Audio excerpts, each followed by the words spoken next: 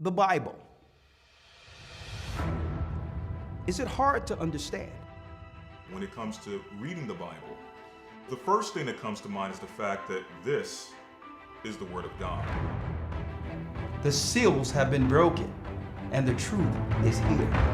And when we go throughout the scriptures, when we go throughout extra biblical records, we find that the language that God employed, that He used to create the heavens and the earth, was the Hebrew language.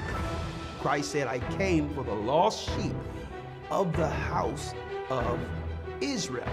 But yet no one, no religious leader, no religious church out there anywhere can now identify the 12 tribes of Israel. Can we? God is quite simple, but it seems as if man makes understanding Him hard. What are those mysteries? The truth of your book and the truth will make you free. The Hebrew and Bible Academy, you're invited.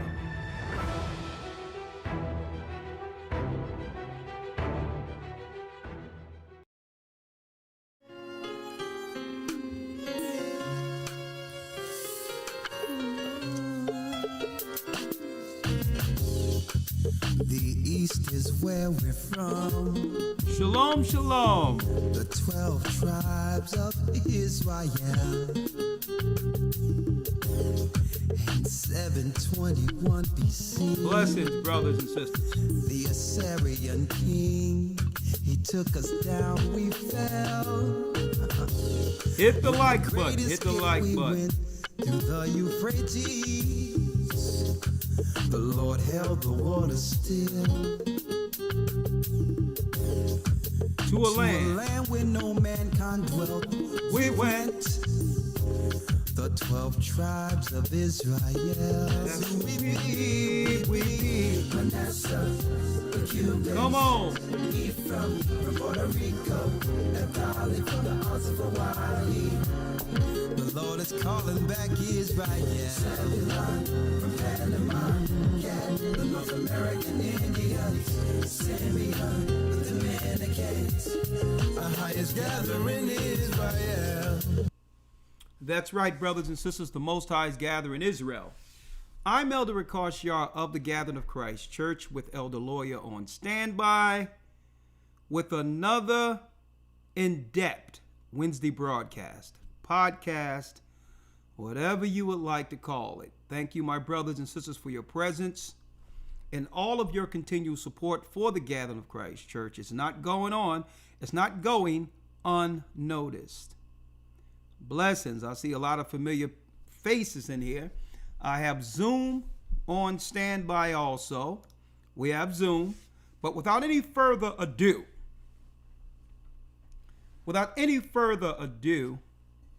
let's jump right in. People saying there's no sound. There must be sound, okay? I'm looking at the meter go up and down real quick, and everything is working normal on this side. So, right? So if you can hear me before unpacking, okay, you can hear me, okay. For those who cannot hear, refresh your computers. We are about to go in. That's right. God's people, the children of Israel. Thank you, Malak. We're tired of being used. I'm going to repeat it again. We're tired of being used only for others, playing on our kindness as a weakness, only for others to benefit. Let me start right out, and I'm glad our people are paying more astute attention politically. We've been used for everyone else, but it's our people left out in the cold. I don't care if it's for the embetterment of gays whether it been for the promotion behind Jews, whether it be gays, white women, white men, white gay men. It seems like we're continually becoming their, or have been their lackeys, to use us to affront anything politically that would financially benefit them, socially benefit them, while the children of Israel suffers. We're going to talk about it tonight. And I'm going to go throughout history here with the Bible. We're going to deal with American history as well as the Bible to show you, you know what? Not only are we fed up, the God of the Hebrews is fed up with you using us. No longer will we go for your gaslighting. No longer will we go for your shaming. No longer will we go for anything outside of you talking tangible. We're tired of it. And that's what I'm going to talk about this evening. It seems like we as a people have been going hard in the paint for everyone else, especially those who have been enslaved in this country, and have reaped less or nothing at all compared to everyone else we've been stomping for. And I'm going to tell you, brothers and sisters, according to God, according to the Bible, it would come a time, and I think that time is now, where our people would eventually stand up and say, what? Enough is enough. Hit that like button. We going in. I have Zoom on cue. Blog Talk been acting a little fickle for the last couple of months. Every time election cycle comes up, every 4 years, Blog Talk go haywire, goes bonkers. So this is what I'm going to do. I would encourage you, brothers and sisters, to make sure you join Patreon. Patreon/8gathering144. Go there whenever you get an opportunity outside of this broadcast. Become a subscriber to our Patreon channel. Listen, there's a monetary $5 a month fee, or you can be a free subscriber with limited content. Either way, if something goes down in this earth, we'll be able to contact you real time, because we can't trust notifications getting to you from this platform or other platforms. We're also working on a Rumble channel so that we can begin to broadcast live from Rumble, tap-ins through Twitter and others, so that we can communicate from different platforms in case something goes haywire here. It's going to come a time in which the enemy, now that they understand we can see exactly what they're doing and have been doing, censorship will be at its height, and we'll have to communicate with you through other means, okay, through other media if possible. And let me put this out there: gatheringasone@aol.com is our email. If you send your personal information to put, and guess what? We'll protect your information. It will not be shared with anyone. We're not like the corporations who use your information and sell data for hot leads, where you'll be spammed all day. We don't do that, okay? You send us your information. We put it in a data sheet. You can say, elders, in case of an emergency, I would like a phone call, or at least something, to let us know exactly what's going on if the internet goes down. Send us that information through email. We'll put it in our database and respond back to you and let you know that you're on the emergency list in case something happens. Gathering as one, the number one, at AOL.com. Now, y'all got that? And we're going to set up Rumble. We're going to have different means of communicating with y'all brothers and sisters. We're going to have Twitter tap-ins. As the end comes, the more the better, folks. We're going to be hitting those streets. A lot of things running up to this so-called election. And I'm going to need your support throughout the whole thing. And if possible, on some of these platforms, we'll be able to stream our teachings on the street live. So look out for that also. We're going to need all hands on deck for that too. All hands on deck. Another thing I wanted to put out there before we go into this topic. One other thing I wanted to go into. One second. One other thing.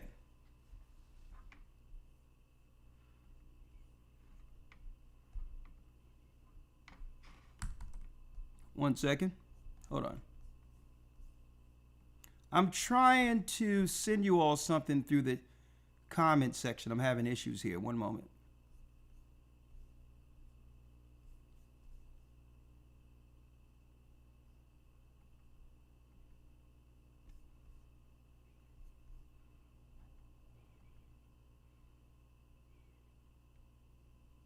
One second.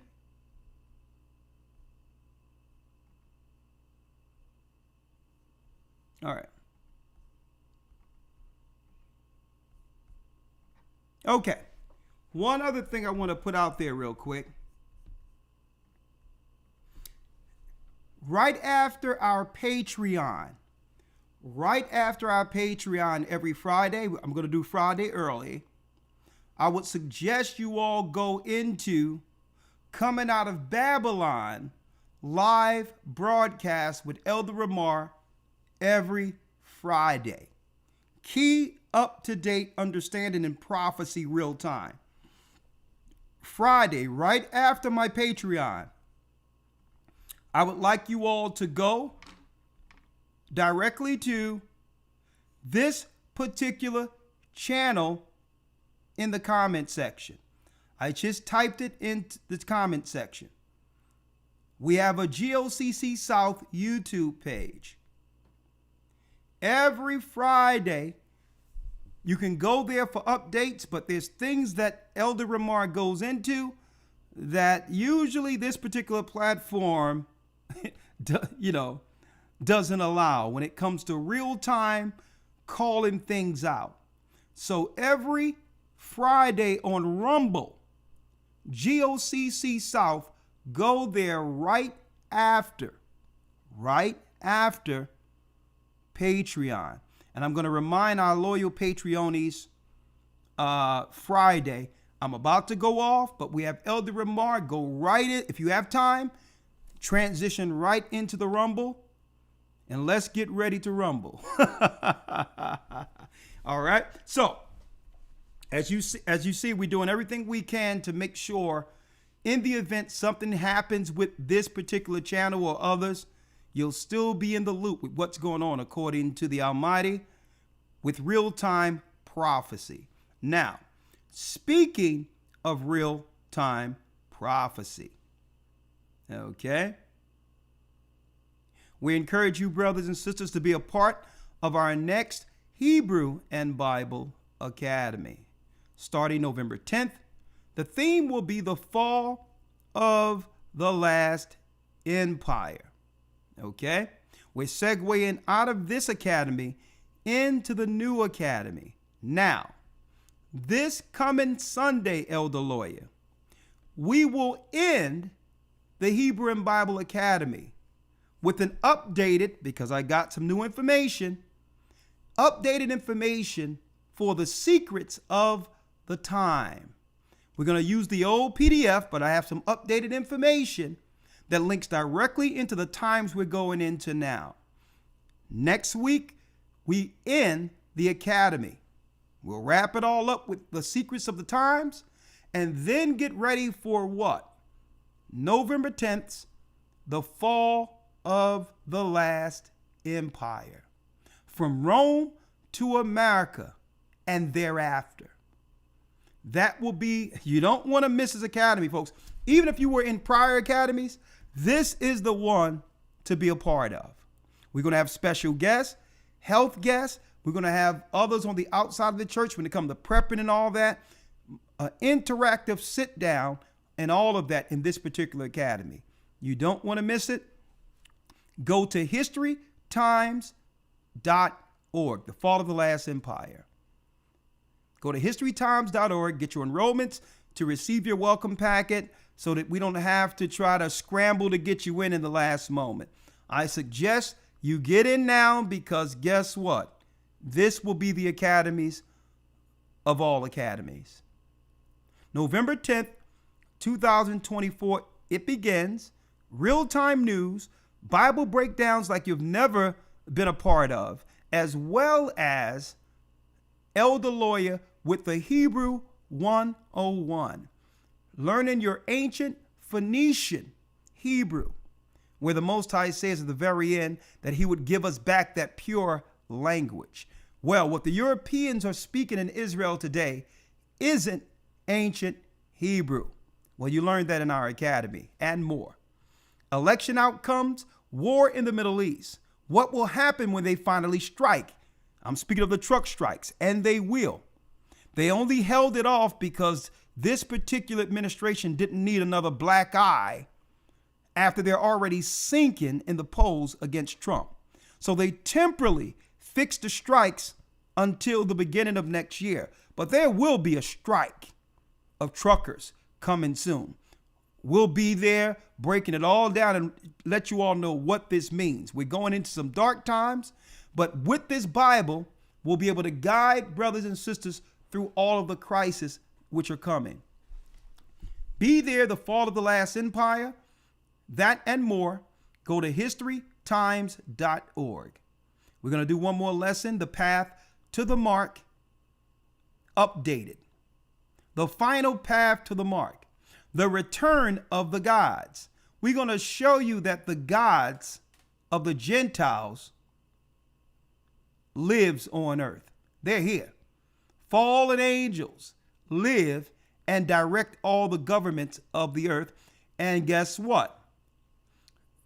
All of the powers who bow to these gods must build monuments to them in all of their major cities because they received the technology and knowledge from the gods to build.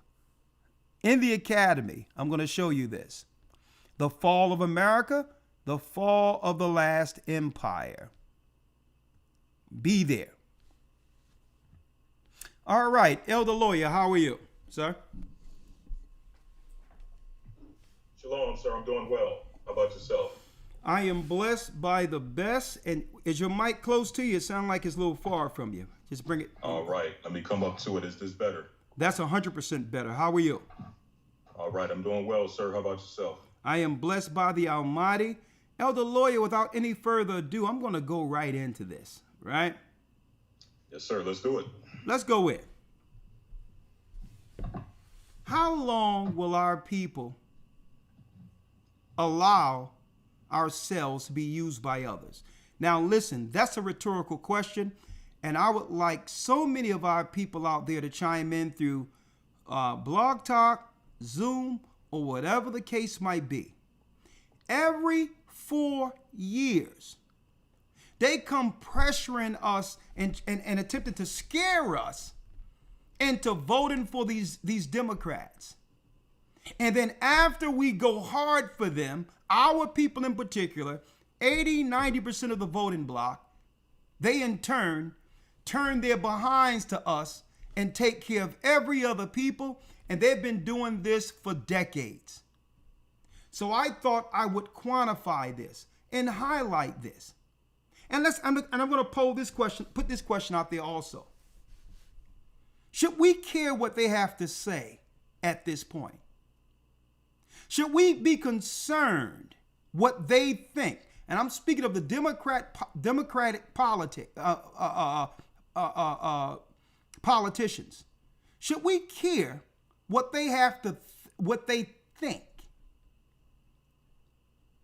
Okay, at the end of this, if we refuse to no longer support them, why should we care how they feel? Now, Should we care how they feel? Well, you'll be able to answer that question after this particular broadcast at the end of it. Right? Out of nowhere, here it is, Barry Soetoro, Barack Hussein, and that's his name, folks. Okay, or his handle. That's his name or either his handle. Barack Hussein Obama. Let me bring you in real quick, Elder Lawyer. Out of nowhere, Barack Obama comes out seeking to scold black men for not supporting Kamala. Well, here's the question. Why should we? Another question. Why should we support Kamala? Well, I'm going to put out there some of the talking points they're claiming for reasons we should support her. But let's see what Barry has to say first. If you don't mind. Right? Hold on. And a matter of fact, fair use for educational and religious reasons and purposes only. Fair use. I put my fair use out there for you. We're not making any money off of this. Fair use is not for promoting anything. Our freedom of speech, fair use, freedom of speech and religion. All right, right there. Fair use. Listen to this, Elder. Because my understanding, based on reports I'm getting from campaigns and communities, is that we have not yet seen the same kinds of energy and turnout in all quarters of our neighborhoods and communities as we They're not getting the same support they've been accustomed to receiving. Right? That's what he's saying. Now, I need y'all to check out the representation of black men he has in the background. Now, let me blow this up real quick. Right? Let me blow it up so y'all can understand what we're dealing with here. See? So there's a specific type of black man, and I'm going to go there soon, that kind of benefits from the Democrat Party. Right? Check him out. So there is some benefit for some of our people. It depends on, which side of the fence they swing on. Right? But let's go. So when I was running. Now, I also want to say that seems to be more pronounced with the brothers. I'm going to get you, Jive Turkey. You hear him, Elder Lawyer? That's how you know. Yeah. He was never in tune with our people. And it seems more pronounced with the brothers. We haven't used brothers since Good Times was airing. And I'm not talking about reruns.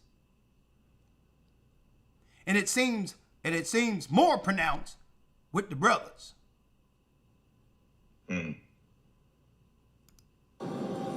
So if you don't mind, just for a second, I'm going to speak to y'all directly. We don't want to hear it. If you don't mind, I'm going to speak to the brothers. Now, Elder Lawyer, I'm going to bring him in it. I'm going to bring him back in 1 second. And I'm going to show you real quick why. Real quick, let me pull it over here. I'm going to show you real quick why he was never in tune culturally with us and never understood us. Right?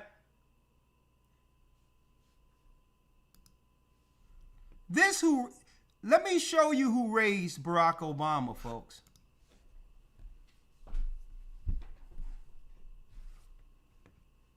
In Hawaii. There you go there. Now, we are supposed to believe his book, and after seeing how Candace is just ripping Kamala's book apart and exposing that lie, Candace Owens, that brings into question whether or not the book on Barry Soetoro wasn't just a propaganda piece to actually bring him as a part of the black culture when he never had anything to do with us. Folks, this who raised him right here. Look, that's him there. He wasn't raised amongst us. It's more pronounced with the brothers. There's no way you can relate to us being from someplace else, your father a Kenyan, raised by a mother with questionable background, only to be put before our people as the answer. I'll tell you what, it took the children of Israel some time, Elder Lawyer, to figure this out. But you know what? Right. Better late than never. Mm-hmm. He was the lesson our people finally needed to understand there is no hope in a system that have always oppressed us. And if he couldn't do anything for us, now we understand that what? That it really wasn't about us at all. It was about garnering our power, our spirit, our strength to embolden others against us, using a black face. And you know what, Elder Lawyer, what feels good? I believe our people are finally getting it. And that's why the response it's where it's at with Kamala. And I'm going to get there in a moment. But here's the big thing about this, the greatest thing about this, brothers and sisters. God said that this would happen. That he would begin. I'm going to go to the scriptures later. He promised our people at the very end that he would begin to break the bonds off of us. To see everything for what it is. They need our strength. They need our spirit to move anything politically in this world, because we were always the former of all things. We were always the cultural trendsetters, the political trendsetters. So they can't move anything unless we co-sign it. And it's time that our people, Elder Lawyer, realize their true power.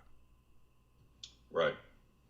If the feminists couldn't get any power unless they aligned themselves with black women, if gays couldn't get any power unless they aligned themselves with the civil rights movement,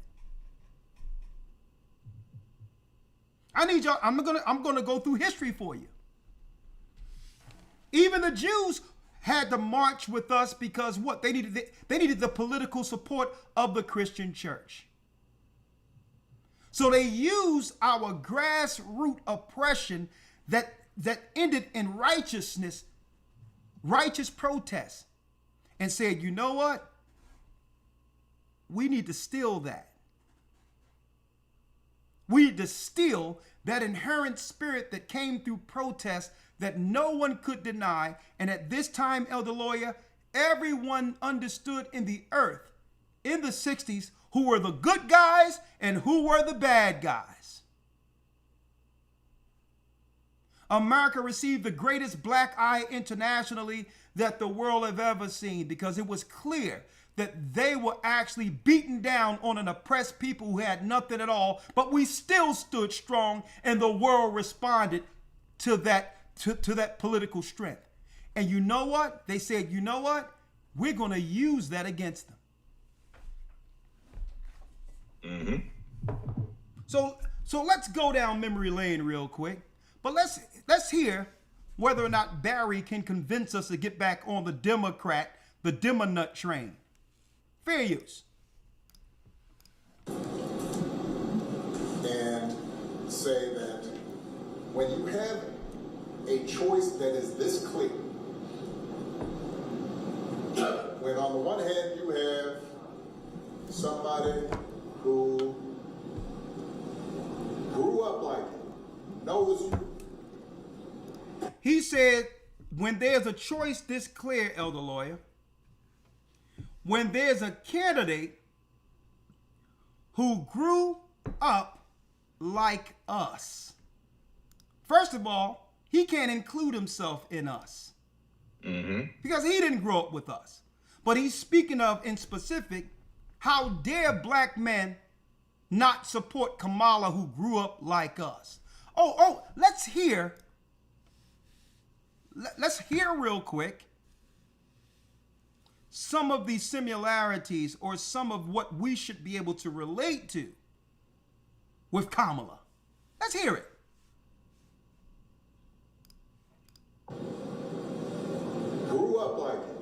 Grew up like us. Hey, sisters, Barry is saying, Barack Obama, that we should support Kamala because she grew up like you, sisters. She understands your struggle. Brothers, she grew up just like you. Listen to what Barry's telling you now. Knows you. She knows you.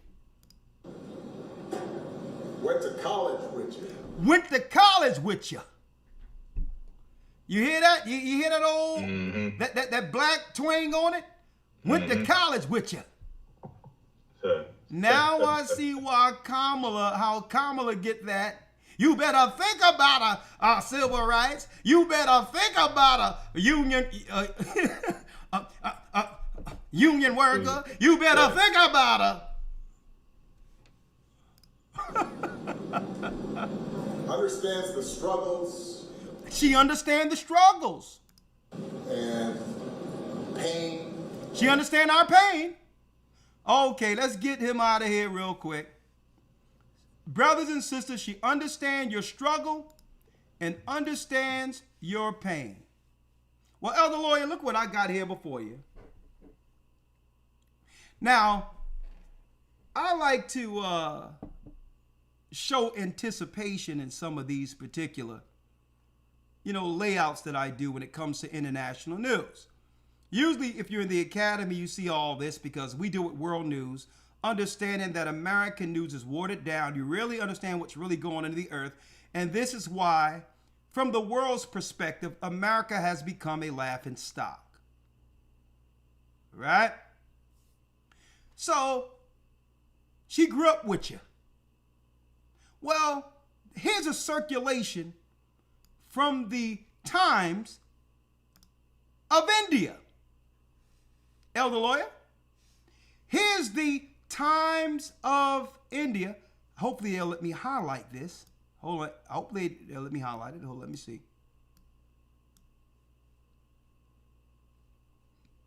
Oh, they won't let me highlight. Oh, there it is. I want to highlight that so you all can see, folks, that this is an Indian newspaper, the Times of India. That's why everyone is laughing at our people. It was updated August 2nd, 2024, while Kamala Harris had her hat in the ring running for president eventually, after the Biden fiasco. But what are they saying in India, folks? Because Obama says, who understands you, who grew up with you. Thank you, Kamala. Trump shares Harris Indian heritage amid, look at this, folks. Thank you, Kamala. Trump shares Harris Indian heritage photo amid row. Former U.S. President Donald Trump Wednesday said Vice President Kamala Harris has been turning black when he did not know a few years ago that Kamala Harris was black. Speaking at a black journalist convention in Chicago, Trump wondered, let's read it, where Harris is an Indian or black, which invited backlash, including from the White House, which termed that Trump comments was repulsive and insulting. Right? And this is the Times of India. Now, Barack Obama, elder lawyer, said that the black man should understand that Kamala would understand our particular plight as black people. All right? So let's look at this for one moment. What is it about this photo that says that she can relate to us? Let's look at it.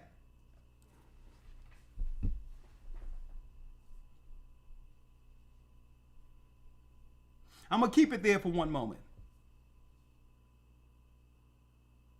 So the question is, how did she get from here to a heartbeat of the presidency using blackness?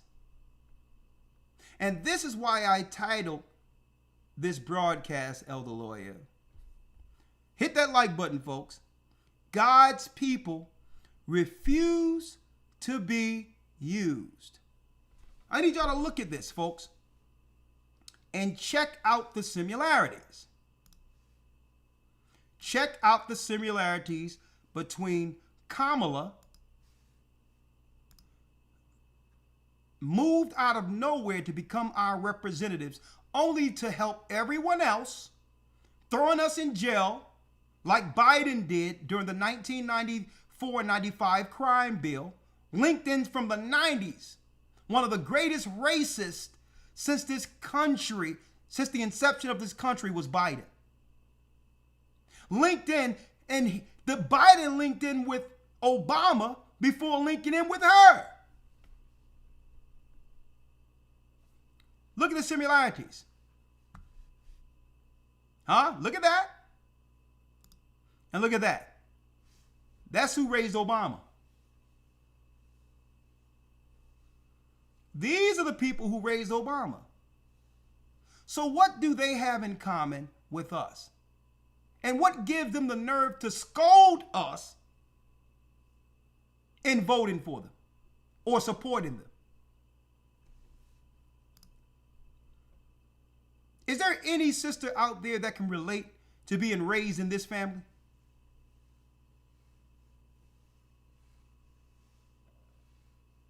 And when you go into the Hindu religion, folks, they worship many gods. The ancient gods of Babylon they worship. The God she worshiped is against the God of the Bible. So how can even Christian pastors support her without knowing her background first?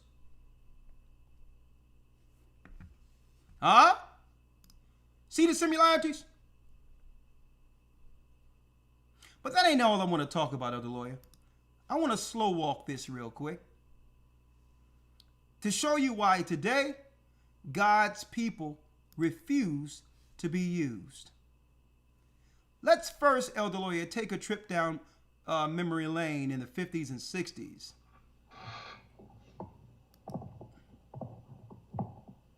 Where this Jewish woman by the name of Gloria Steinem, some say that she was a CIA asset. She's become a hero among the feminists.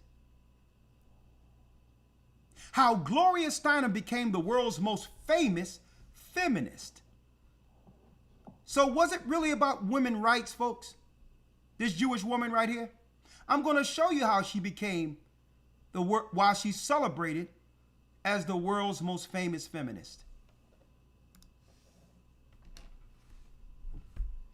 How long are we going to be allowed to be used to push others' agendas, folks? This is why she's celebrated. She was able to get the black woman on board with white women against black men. Divide and conquer. And that witch is still celebrated today as the greatest feminist because she was able to, through propaganda, make black women believe that they should have the world that the white women has. Knowing that that's not a reality for our sisters. Divide and conquer. Our sisters bust open the door so that white women can have all the rights above black men and black women. Because what? Even white men weren't allowing white women to flex like that. Because they understood the fragility of compromising their country if women gain power above men. Let me tell you, folks. So how did it happen? Because white men they weren't going for it. They weren't going for their women leapfrogging and becoming their leaders. They know that a woman in charge of a country is a sign of weakness to the world, especially a world with nuclear power. So how did this happen? Well, they know that they couldn't resist the power of the black civil rights movement. And black men were getting the right to vote. Also the right, we were the number one minority, which would give us the right to a lot of these white collar jobs that comes with our brothers who were graduating, as well as the middle class jobs through construction and all that, because we were the predominant work class. So black men were about to what? Black men were about to leapfrog white women. Mm-hmm.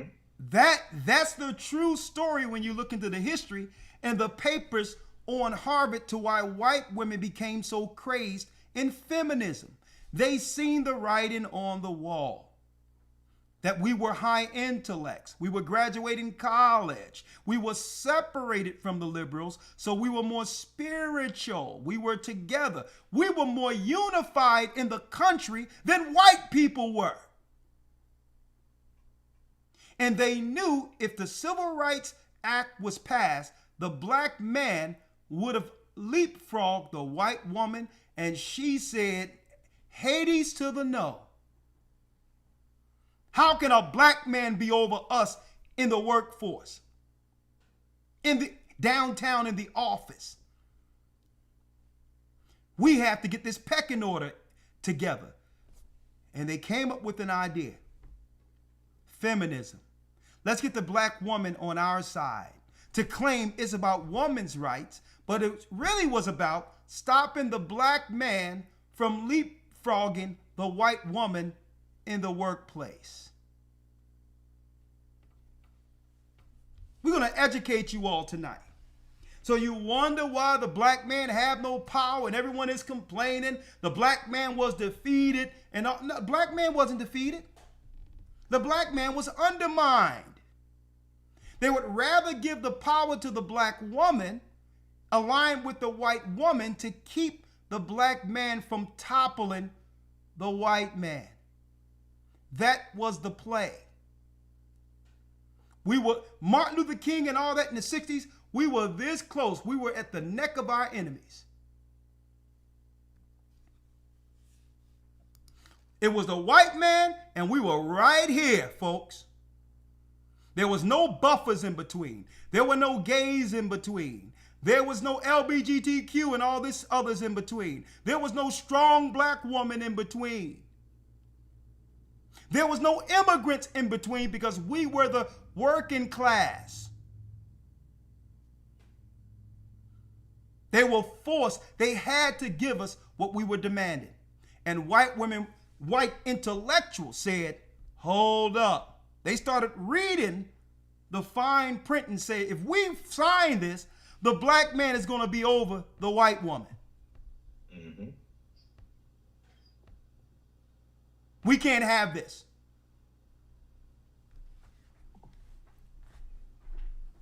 Let me break it down for you now. So, how did the white woman gain power? She couldn't do it but through the daughter of Zion, because our sisters have always been the trendsetters for all women. You can say what you want about the standard of beauty that they put out there through the programming with Barbie and Disney and all that. But when it comes to trend setting, changing the landscape politically, the white woman cannot, guess what? She cannot compete when it comes to trend setting. And the reason why is because our sisters don't even have to try. Just being who they are have all the other women seeking to be like them. And guess what? Sisters don't even be trying to do anything. They're just themselves. They're just themselves. Folks, growing up, let me tell y'all something, folks. Sometimes I like to go back to Diamond Street on them, Elder. I remember there was this Jewish guy selling insurance. His name was Sam. Selling insurance to the people on the block, whether it's life insurance, annuities, whatever the case is, job insurance, any insurance you needed. Usually it was life insurance or whatever, or burial insurance. Jewish guy would come around to sell insurance. So back then, Elder Lawyer, it was more personable. The Jewish guy around the corner, 15th and Susquehanna, had a butcher at 15th and Susquehanna on the corner, right? So it was still some white people before the white flight happened in like the late 70s, mid 80s, or whatever the case might be. Right. Sam selling insurance or asking my mother and father to get insurance. Don't you know downstairs with the music on, I never get that song, woman, take me in your arms and rock me, baby. Remember that? Woman. I don't know if you remember that. There's nothing to it. Just say you wanna do it. Yeah. You remember that? Yes, sir. Sam's wife was asking my mother when the song came on to teach her the latest dance. I think it was like the Rock or something back then.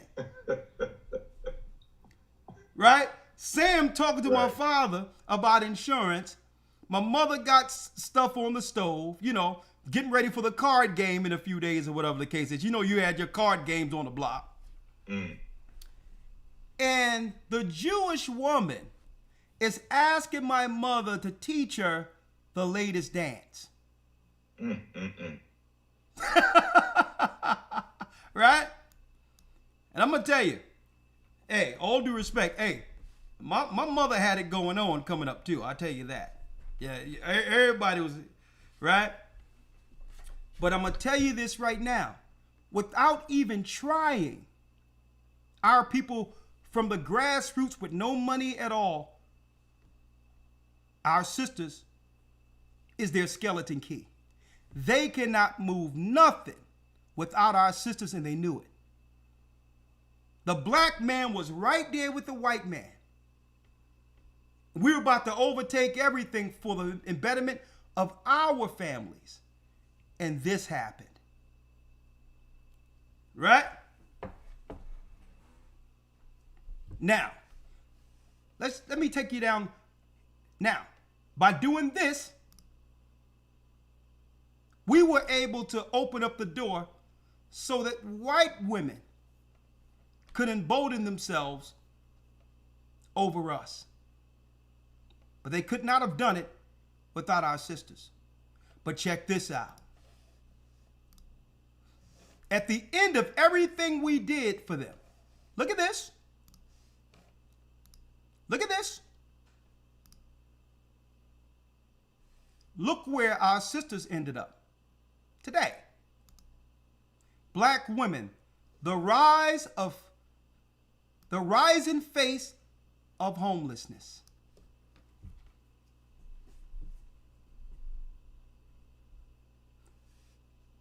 making our sisters think that it was all about freedom, financial freedom, and all of this that would economically put them on par with the white woman. Y'all don't understand how selfish some of these women are. I'm talking about these crazy white liberal feminists. They don't care about our women. They more so see us as, if the ones that are Democrat, these white liberals, these white women, they see our black women and black children as charity cases.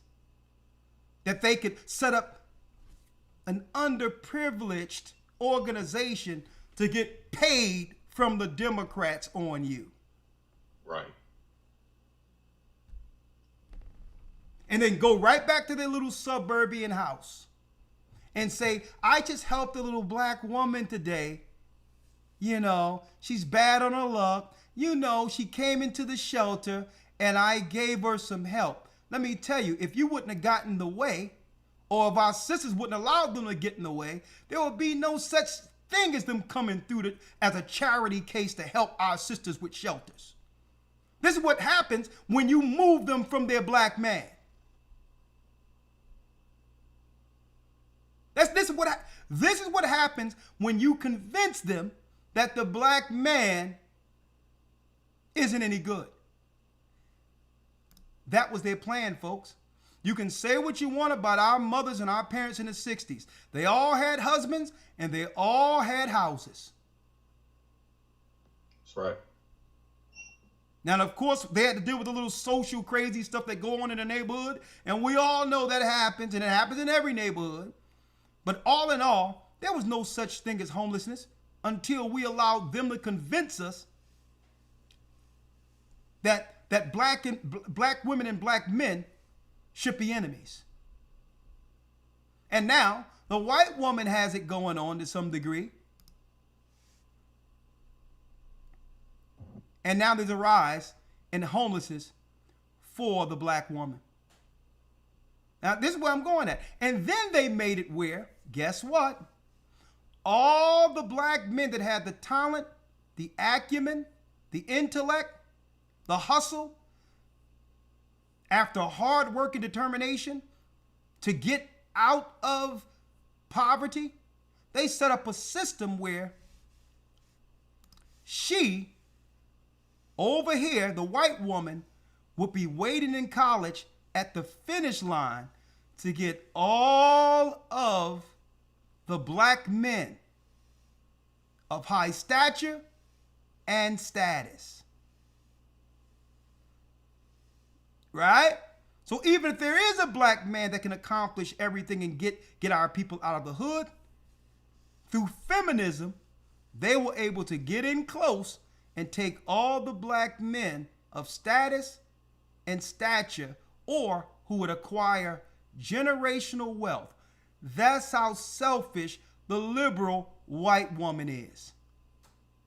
She's not loyal to anything. She's not even loyal to her own man. I'm talking about the political liberal white woman.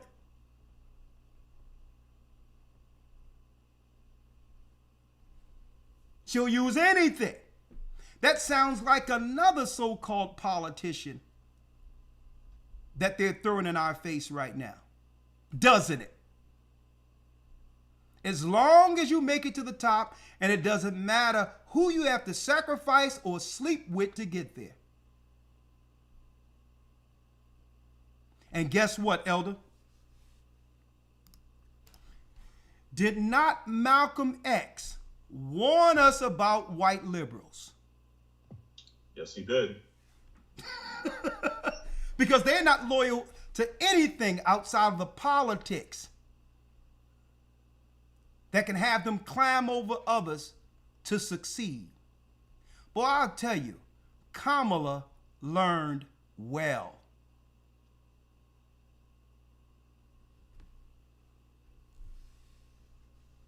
Woo! Somebody hit that like button. We have been 2,200 strong. We haven't even started yet.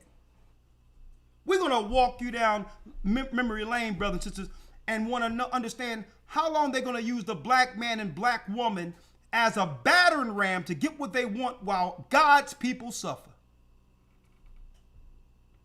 But I think our people are waking up. I think our people are waking up. Oh, yeah, Elder Lawyer.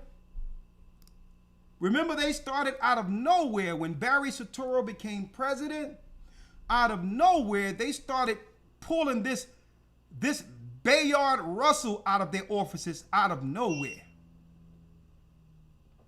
As if this one gay man, even though the civil rights movement at that time had to separate themselves from Bayard Russell because he was embarrassing the movement, getting drunk in cars found with men and all this. The FBI and CIA knew about this, and they were going to blackmail the civil rights leaders who had a squeaky image before the world because of the way this guy was operating out of pocket.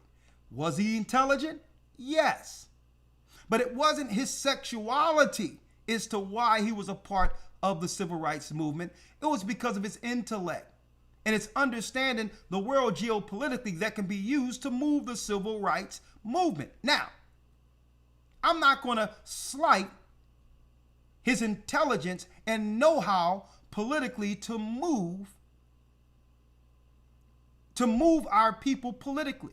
He had the education, the mindset. This was a brilliant man. But he was told, listen, this is a Christian movement. Our image means everything. So you're going to have to control what you're doing. And even Martin Luther King let him know. And Jesse Jackson let him know. What you do privately is your business, man. But if you're going to be a part of this, you're going to have to walk squeaky clean and not use your personal lifestyle to tarnish what our people have worked for. And guess what? Russell Bayard knew this. And one day, history show you, he was found drunk and all this, dealing, philanthroping and all that, and they had to give him his pink slip and say, listen, brother, you're bringing too much PR amongst this movement.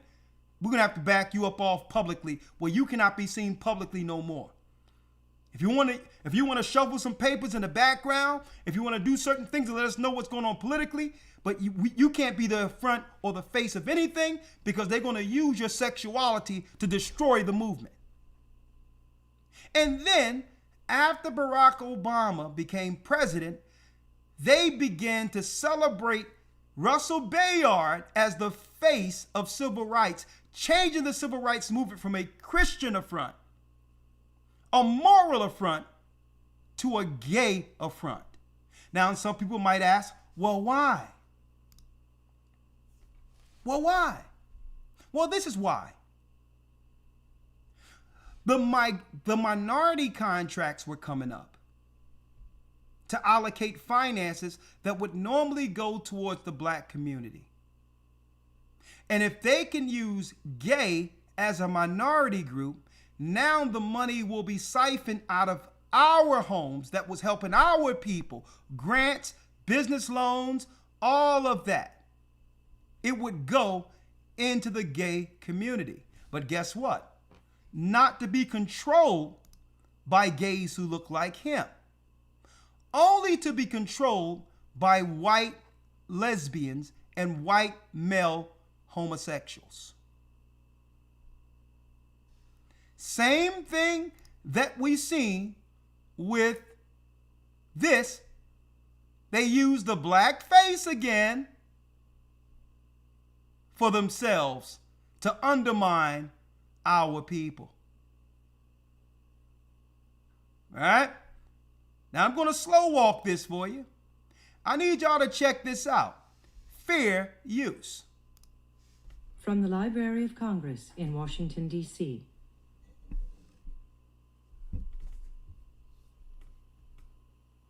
Having to lie, I feel, is the saddest and the ugliest part of being a homosexual. When you have your first bad love experience, for instance, and you can't go to your brother or your sister and say, I'm hurting. So now they had what? Elder Lawyer. So they had a campaign in black and white in the 60s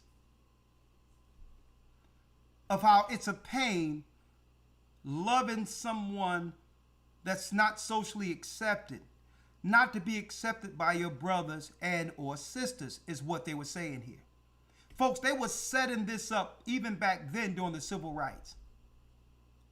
When these same gay people who are complaining about what their family thinks of their lifestyle, they were white men and white women who could go to the bathrooms and the high status places with their white families. There was no black finger pointed down the street and said, colored, you must use the dirty fountain instead of the clean fountain where the white people were using. These same gay white people had all the privileges of other white people. The only issue or complaint they had is that their own families was rejecting them. What do that have to do with us?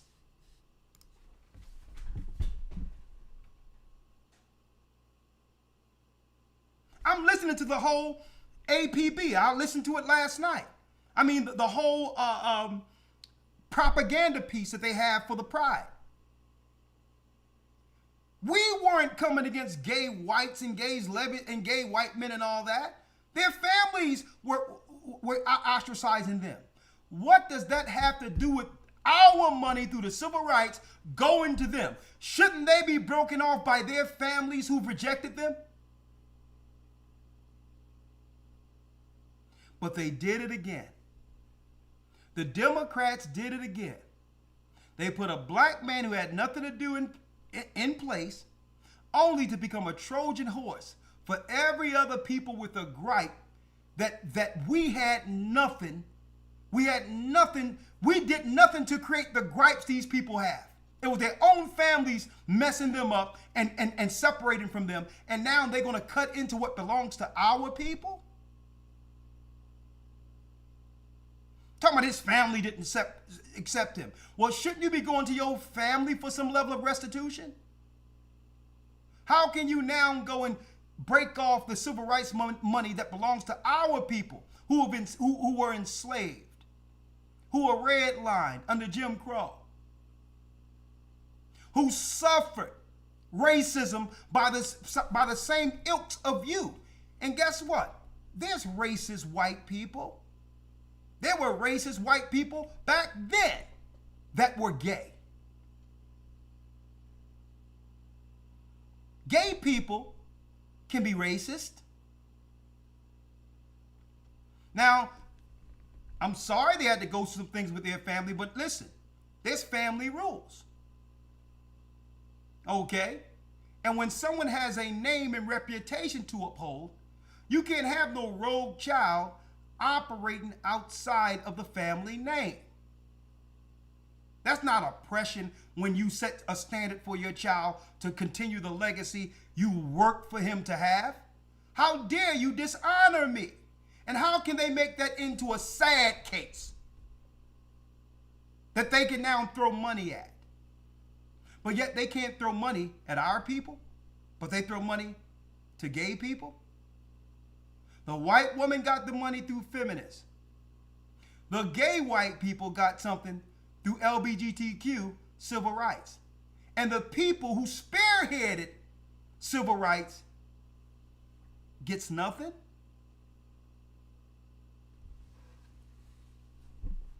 Huh? So this is why this particular minority group now has access to financial allocations over the black community.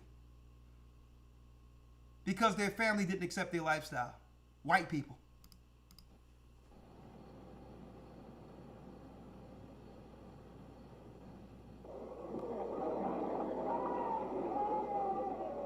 At first, I was very guilty. And then I realized that all the things that are taught you not only by society but by psychiatrists are just to fit you in a mold. And I just rejected the mold, and when I rejected the mold, I was happier. Not a black face here. Mostly independent organizations all across the country. There's somewhere between 60 and 70. See this, folks? Not a black face there.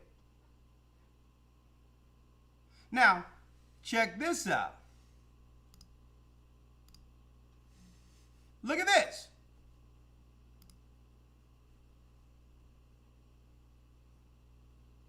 I want y'all to look at this now. Bear with me. I'm painting a picture so that we can quantify this at the very end. Look at this. This is the real civil rights right here. People who are truly oppressed, with a black man leading and all the other people following. And they were able to infiltrate this movement. They were able, folks, to take this movement right here, the gay pride movement, and eclipse the true movement.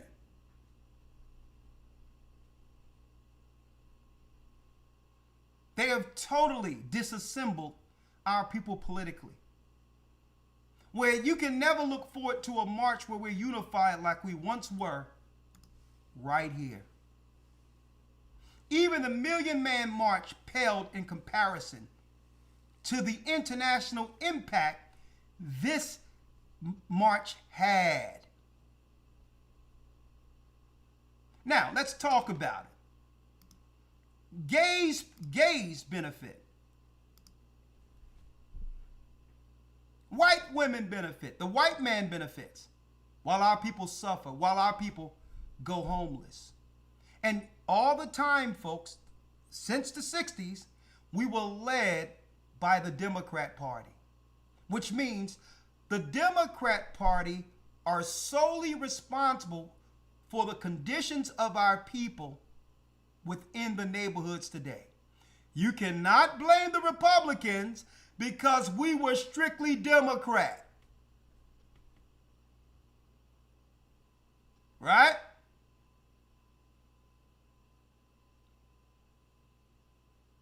In city council, finding new ways to undermine or lie or trick us into supporting our own demise. And I'm so glad that I'm seeing this day where God said would happen. That we would finally understand how they've always deceived our people and used our spiritual strength for their own selfish political agendas.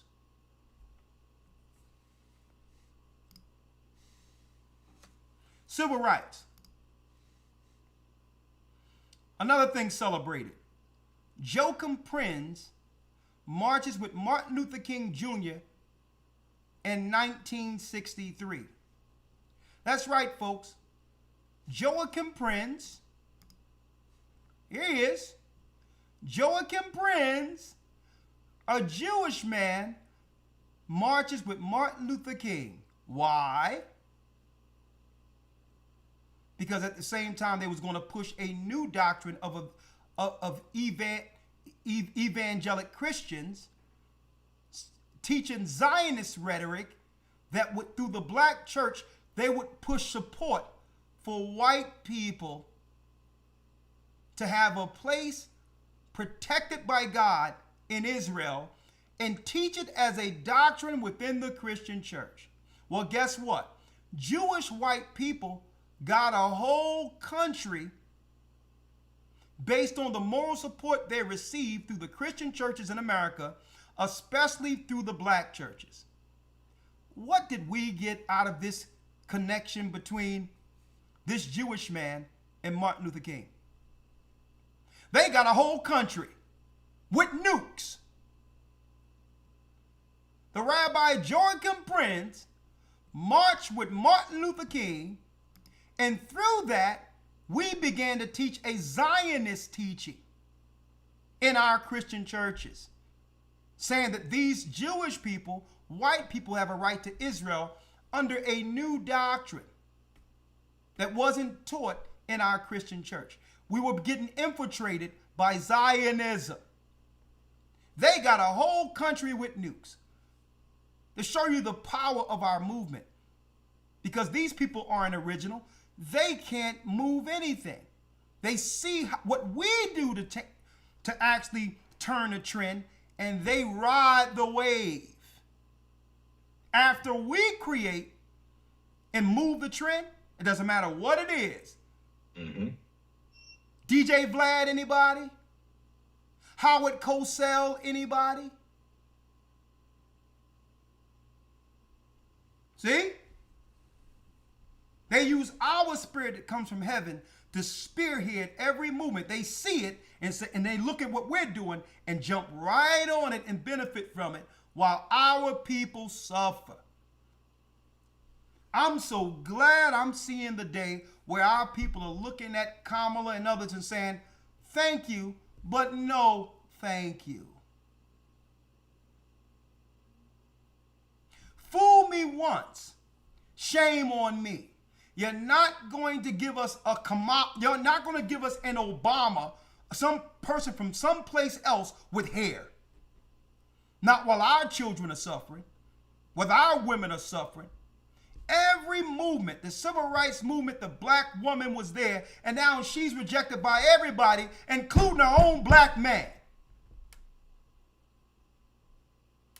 And she stood for everyone else, and she's the bottom of the totem pole compared to every other person. Then they try to gas our sister's head up. Oh yeah, the black woman is the backbone of the Democrat Party. And what have you done for them? Because if you did anything for our black women, you know what? They would make sure that the neighborhoods were good. They would make sure, because you can say what you want about our black women, because they only want to talk about the sisters who don't do right. There's a lot of sisters who had welfare, a lot of sisters who had public housing and was able to help build financially behind a man that would get them out of the projects, that would get them out of public housing, and they were willing to sacrifice and use the system for their families. That's when the government put into this thing, well, hold up now. It seems like y'all tricking the system. It seems like we gave you this so that it can be for you and your children, but now you can have a black man around. Because sisters was getting the free housing to make sure that the black family stayed intact with the man at the helm of it, and the government said, hell no. They don't want to talk about those sisters who would hustle and do all of that. And should be working a job too. And next thing you know, the man that leads her gets a house, and now they're out of public housing. We were supposed to stay stuck in public housing. But no one talk about the sisters who've used the system to make sure their man was a front, that their man was taken care of. You never hear about that. And I'm going to tell you this. That's the majority of sisters. That's the majority of sisters. But you know what? They always talk about the minority. It was the majority. Listen, I know. Because I grew up in the midst of that time, so people can't lie to me about those times. You can say what you want about the women who was taking assistance and all that. But when a man came home from working the construction site, guess what? She would take his socks off, rub his feet, thank the Lord he was in the house. He had the top of the table. His food was ready. See?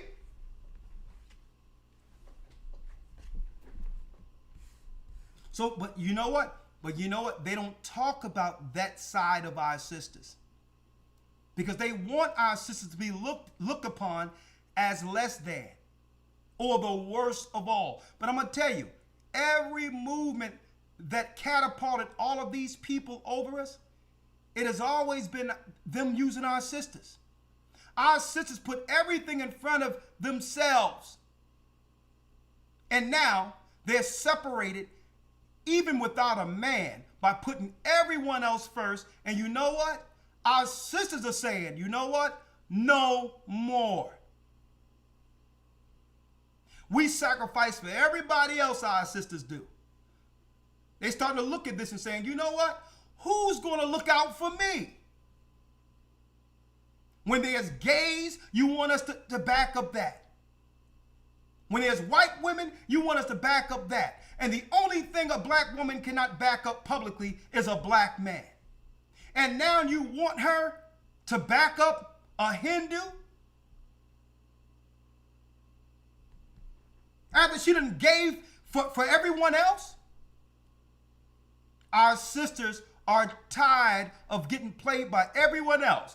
Gays, everything else, only to get the bottom of what's left. The crumbs from the master's table. Our sisters are tired of that. Because at the end of it, sisters are looking at this and saying, you know what? We even lost our men helping everyone else.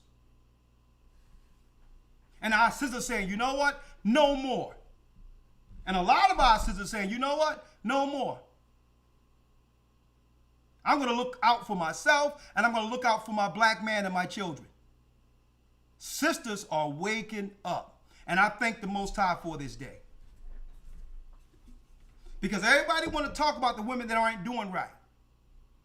But you don't want to talk about the women who would go into the system and take, our sisters was like Robin Hood.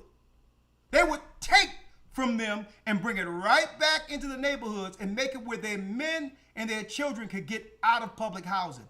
But no one talk about that.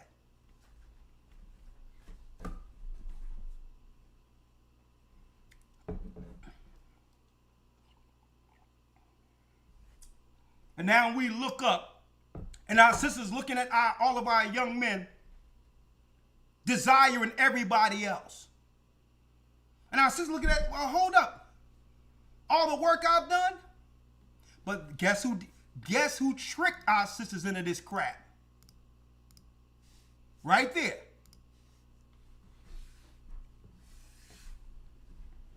Feminists tricked our sisters into believing that she could understand the black woman's cause, when really she wanted the black woman's place with a black man. We're going to call a spade a spade. And I'm going to tell you, that's why a lot of white men are willing to topple the country now and bring everyone in. Because the white man have success. Why do you think the white man at every turn was trying to keep the white woman away from the black man? And liberalism and freedom have allowed their daughters to go over the track. And you know what? The white women aren't coming back. Because they've always wanted the black man. I'm going to tell you like it is. So now the white man is saying, to Hades with America, we're going to let everyone overrun the country because we have lost our women. I'm going to tell you like it is. And white men will tell you too. They've lost their woman. And that was their unforced, let me tell you, that was an unintended consequence.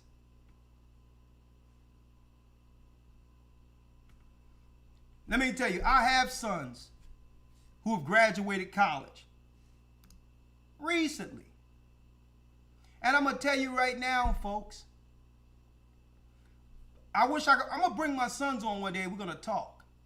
Folks, those white girls are lined around the corner for the black men from the time they walk in the door as freshmen. You think the white establishment, you think Esau ain't seeing this, that he losing his daughters? So now Esau is like, listen, we used to be able to lie with the Emmett Till and all these things to keep a separation that black men are criminals, black men are this and black men are that. We used to scare our white women into believing black men were less than. But when they tore down that wall, let me tell you, every other women are starting to see that black men are more caring than most people. More understanding than even the white man they've run from. And not only that, you'll find more black men that have a fear of God and are spiritually rooted. And now their white women are trying to cleave to that, and the white man is saying, you know what? Before we give up our daughters, we will break the borders and allow everyone to just destroy this country. Because our birth rates are down. That's a whole nother conversation.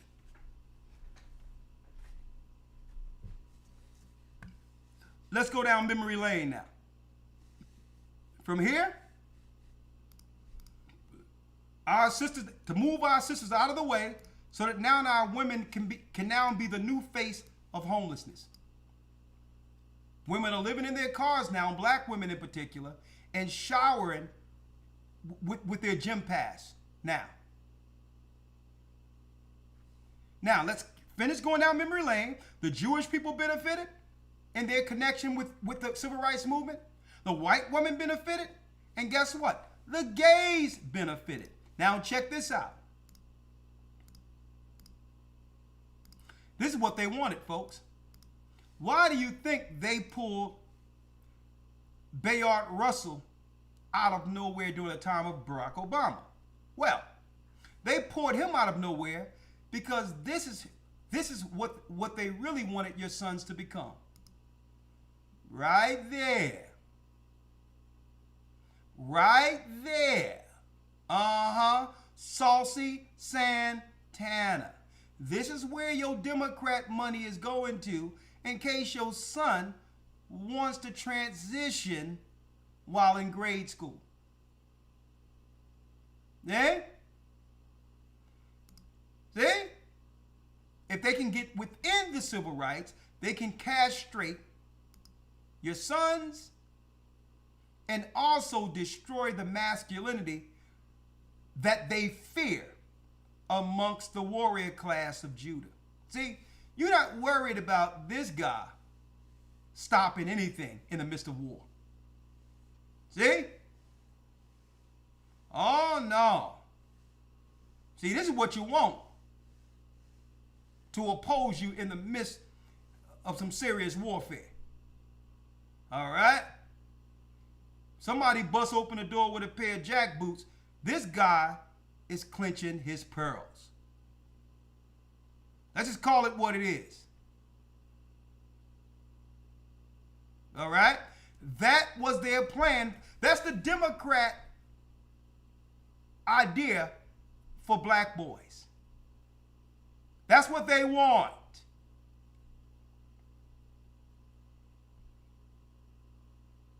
You cannot blame the Republicans for this. Huh? They want an army of saucy Santanas. Right? And all of that started with Barry Soetoro as president of the United States, Elder Lawyer. So now, fair use, because Kamala, Elder Lawyer, has an economic plan for the black man. This is what we've been waiting for, right? Mm-hmm. Right? You know? This is what we've been waiting for. Kamala, even Barry came out there trying to scold black men when he can't relate to any of us at all. At all. He wasn't raised where we were raised. He came out of nowhere as if they just put him in position to totally undermine and destroy our people and weaken us further. And then on top of that, they waited till they put a black man in the White House to light up the White House in rainbow colors. Now, let me tell you, they've had gay people running the Roman Empire since Caligula, since Dementia, since the Roman Empire. Gays have always ruled from the Senate of their republic. But at least white men even understood that they had to show what? They would have to show a masculine strength as a leader, even if they had to hide their sexual proclivities. They couldn't show that as an affront over a country. So there have always been gay white men in power. But why would they wait until there's a black face to light up the White House with LBGT colors? As if we are the face of homosexuality. Have you ever heard of Caligula? Dementia? Have you ever heard of Alexander the Greek and what he was doing with some of his generals? The Romans were known, the word Roman erotica came out of the Roman Senate amongst the higher rungs of the Roman Empire. That's where you get Roman erotica from. But they waited until a black face was in place to do it. And guess what? That could have not have happened, Elder Lawyer, because there would not have been a black man who were born in America who suffered chattel slavery, would have insulted the blood, sweat, and tears of his family like that, who died for the freedoms the United States, that the United States enjoy and take full advantage of. If a black man was born here, he would have never allowed them to do this. And that's how you know this guy must have been from somewhere else, not connected to the black struggle. Now, if he could do this, and you have this woman, this East Indian that has no connection to the black struggle, what do you think she's going to do? But of course, Elder Lawyer, she's getting spanked in the polls right now. So they're going to send out their lackeys to tell us exactly what she's going to do for brothers. Right. So see if you can go for this pitch real quick. And Charlemagne the No God, I don't know why they think they can use that guy, because no one listens to him. If you go to Charlemagne the No God for politics, you're lost. Okay?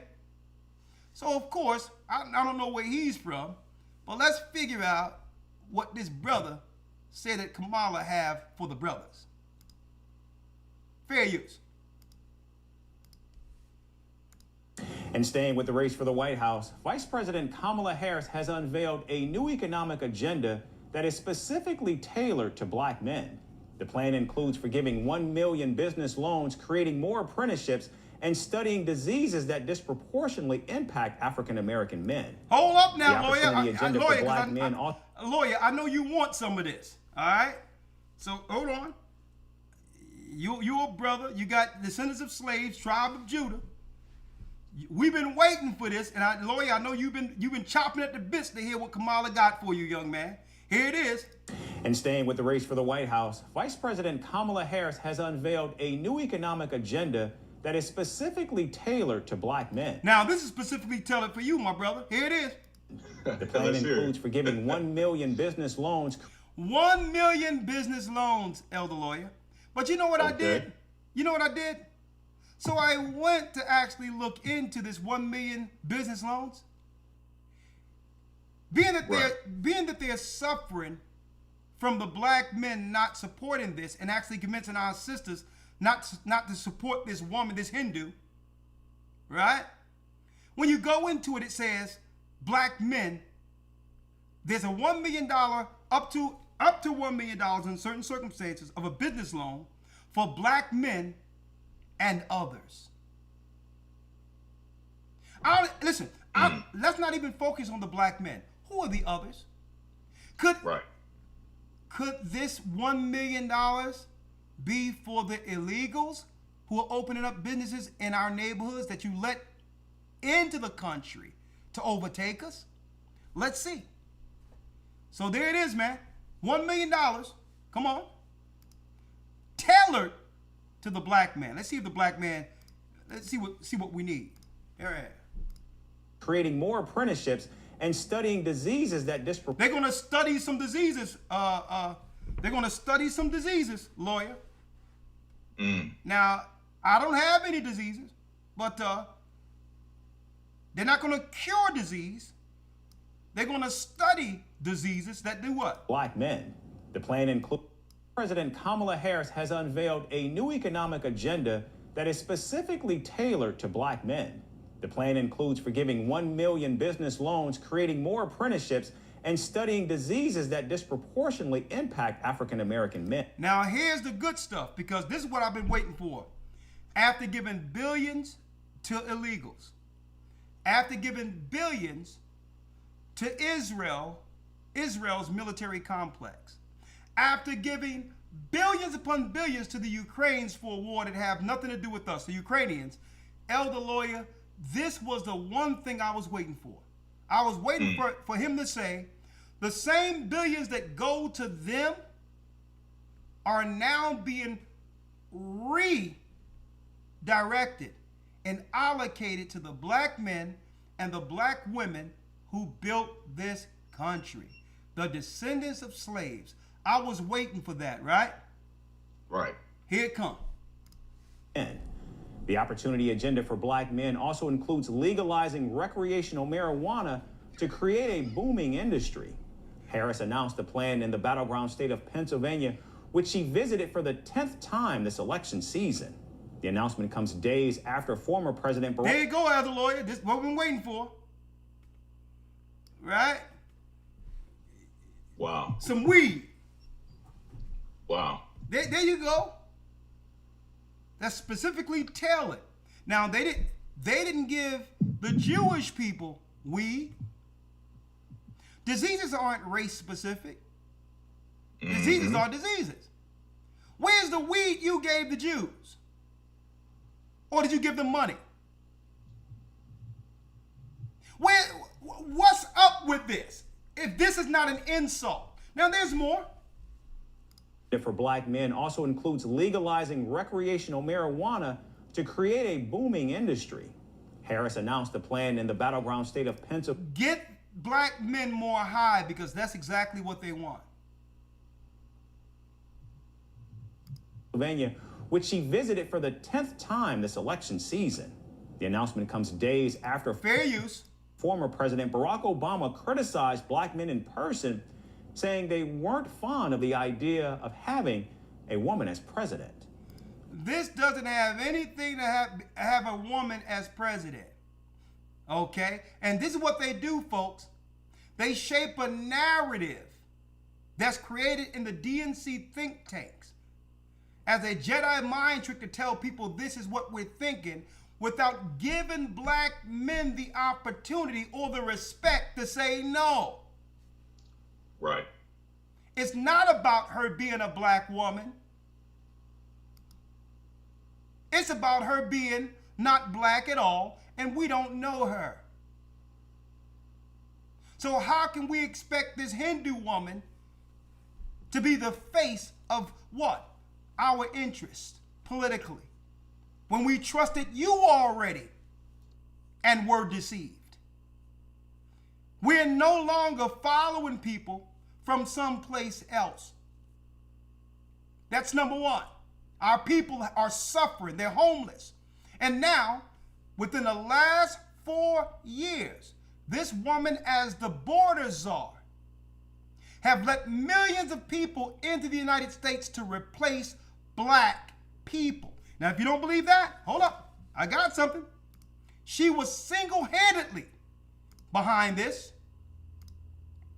I need y'all to check this out.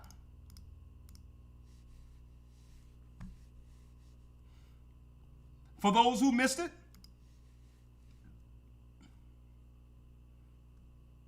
right? For those who missed it, let me show you here. Newsweek. As of April 1922, just 2 years ago,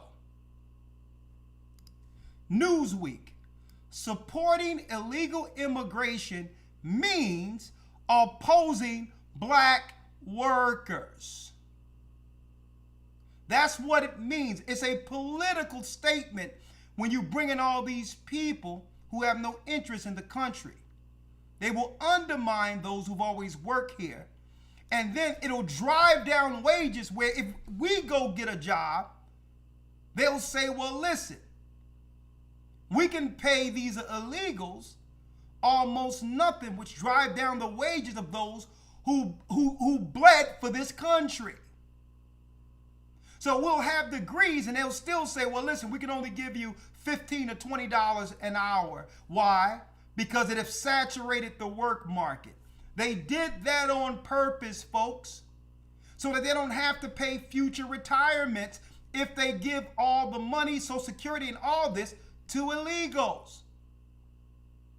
They did this specifically to attack the financial upward mobility of those who built the country. That was intentional. So if you can't find a job, it's because of Kamala.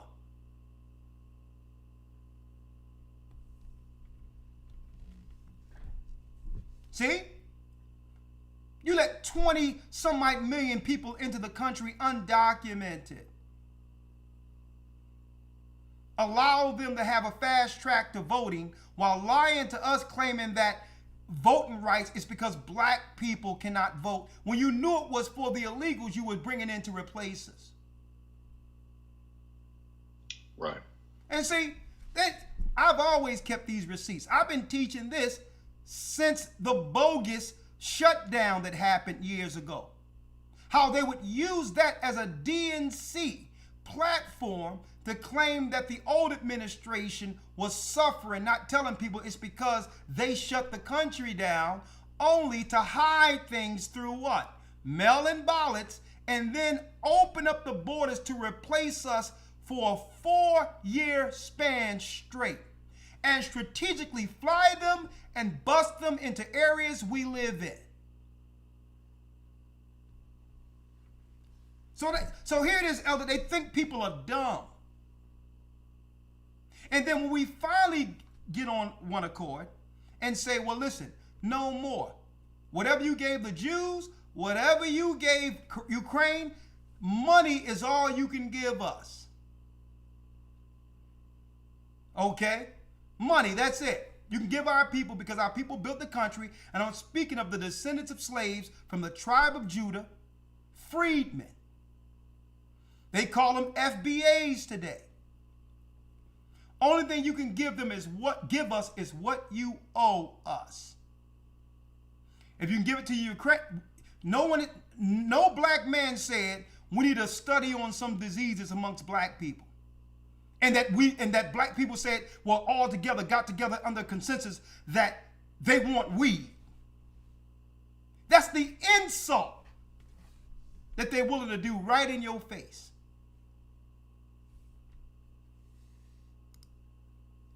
Right? So I got the receipts. Now they got this guy who no one knows, who no one cares about anyway, saying that they finally tailored a plan for black men. House, Vice President Kamala Harris has unveiled a new economic agenda that is specifically tailored to black men.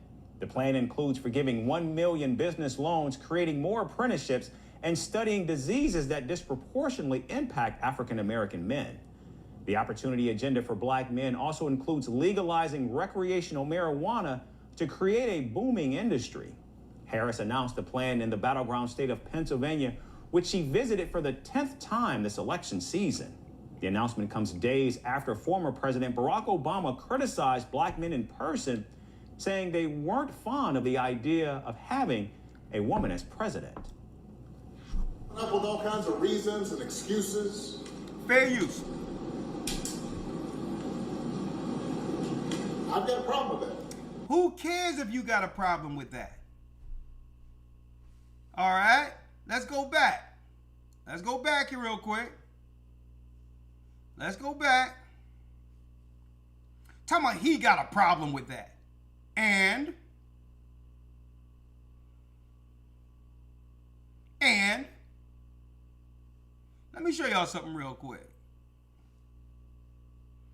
Talking about I got a problem with that. Right. Who cares? Let me show y'all real quick. Talking about he got a problem, like the world need to stop now because he got a problem that no one is going to support a Hindu. Right. Yeah, I don't think he realized all that symbolic currency that he once had has been used up. He don't have that anymore because he was in office for 8 years and did absolutely nothing for black people. So any symbolism or any currency, symbolic currency that he once had has been all spent up. Is it? Man, let me tell you, he was the last hope for any black people who believed in this political system. And I've heard black people say it too, right? If it can't happen with Obama, it can't happen. What happened to those conversations? I've heard people say that. Man, support the brother. Right. If anything, he's going to do something, but really, believe it or not, being black was all he needed to do. Mm-hmm.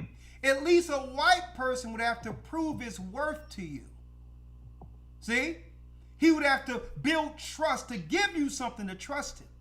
The only thing he had to be was black. And that's an insult. Talking about he got a problem with that. Look at this guy right here. That's him right there. Being raised by these people, wagging his finger at us.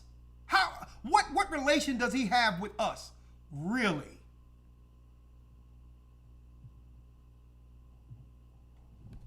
Talking about he got a problem with that. Because part of it makes me think, and I'm speaking to men directly, part of it makes me think that, well, you just aren't feeling the idea of having a woman as president. No. Finding a Hindu woman that was raised in Canada and brought over into nut job California, locking our people up, folks, is an insult to the black women who suffered through Jim Crow, and our foreparents who struggled, and our sisters who was raped and still had to go to work afterwards, that struggled to build this country, who understand the experience of a Judite man and a Judite woman. It's an insult to put her and say she's more qualified than black women who've struggled before her. That's the problem, because it's that black woman. Not that black woman, that Hindu Asian woman disrespecting black women. You're telling our sisters that there isn't a qualified black woman that have gone through the struggle that's more what? Qualified than a Hindu from East India. So it's not that men don't want women. We don't know her. We have intelligent sisters, if you are about this political system, that you picked over intentionally because you knew a black woman would come with what? Causes for our community. So y'all chose an outsider. So it has nothing to do with an insult about a woman. Why did you overlook our women? And you would rather try to create this Hindu into a black woman than to choose someone who've gone through the struggles with it, because you can't chance it politically. Because a black woman may do something for her people, and you know it. And you know it. That's the issue. You will never choose a person that would actually consider the tribe of Israel first, the black man and black woman first. And that's the problem. You rather insult our sisters, pick over them, find a Hindu from somewhere else and make her black, than to have our sisters stand and be recognized. This is hatred against black women by choosing Kamala.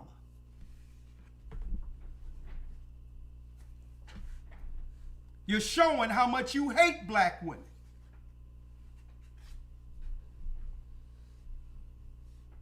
And you're coming up with other alternatives and other reasons for that. His contentious remarks followed growing concerns of eroding support among black men for... Black men been not supporting this guy. Only gay men support him. Okay? Straight up. Let me tell you, when this happened, let me show y'all, folks. When that happened, any black man that has any masculinity left in him knew not to ever support this man again. When this happened, let me blow it up for you. When he lit up the White House near the end of his term, knowing that he couldn't get voted out. Now, if you're Saucy Santana, all right. You get, a lot of these guys just happy with sexual access to other white men that are gay and all that. That's good enough for them to have sexual access. Okay?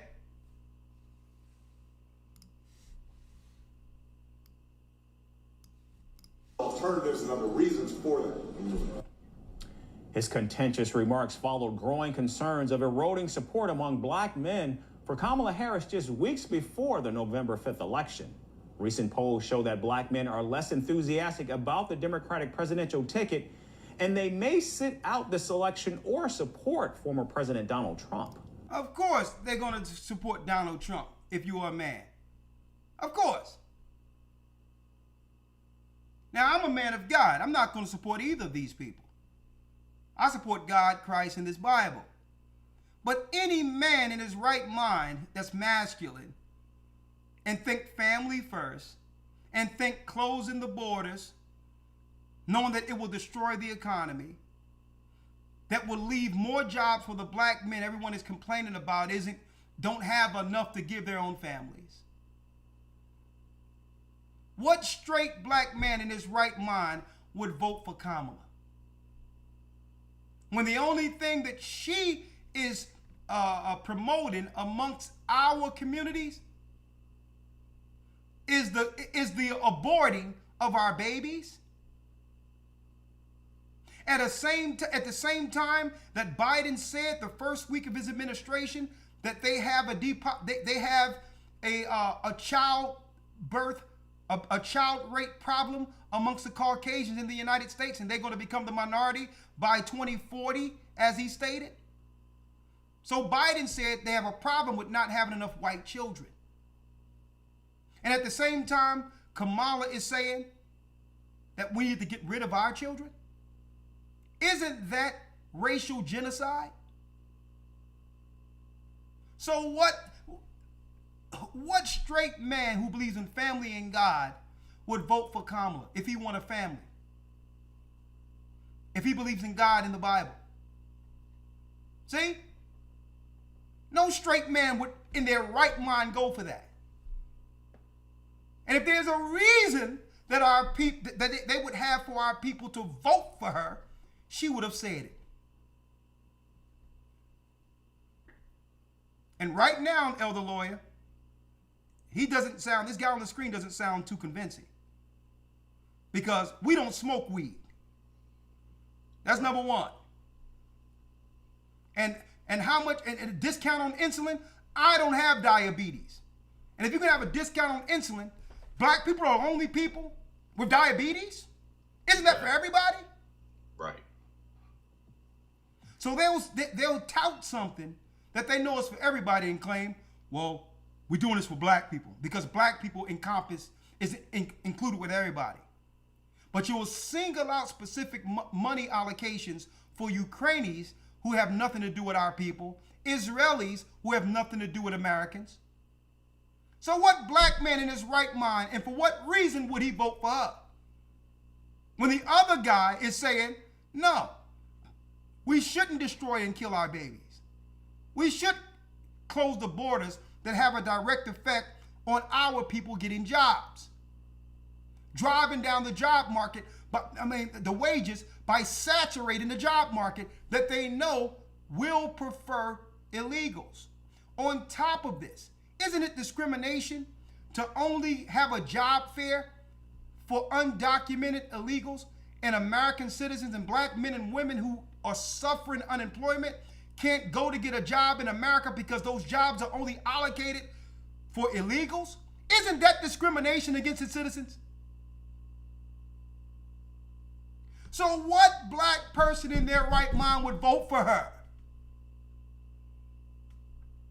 When everything you are experiencing negative came directly from that administration. You have to be careful with recognizing that African-American men. Hold up. Yeah, if I can mention something real quick, I think ultimately that's the key. What's that? The fact that they're trying to sell or pass her off as a black woman when we know she's an East Indian, that just makes it all the worse. But ultimately, I think black people are just fed up entirely with the whole Democratic company line. You can put anybody in that position at this point. If they're still towing the same company line, abortion, LGBT rights, support Israel, and all the other things that come with the Democratic company line, I think that our people still would be fed up and would be willing to look elsewhere when it comes to casting their vote. So the East Indian thing, that's the cherry on top that's just making it all the worse. But regardless, even if they got someone from the soil, 100% black, if that person was to sit in that seat and push the same agenda and would have done the destructive things that have been done the past 4 years, regardless of their ethnicity or their origin, I believe our people would have been fed up or would be fed up regardless. Yeah, but you're right, Elder. But there's something to why, even if they put someone in position of status, they are people that that haven't experienced the black struggle and slavery we experienced here.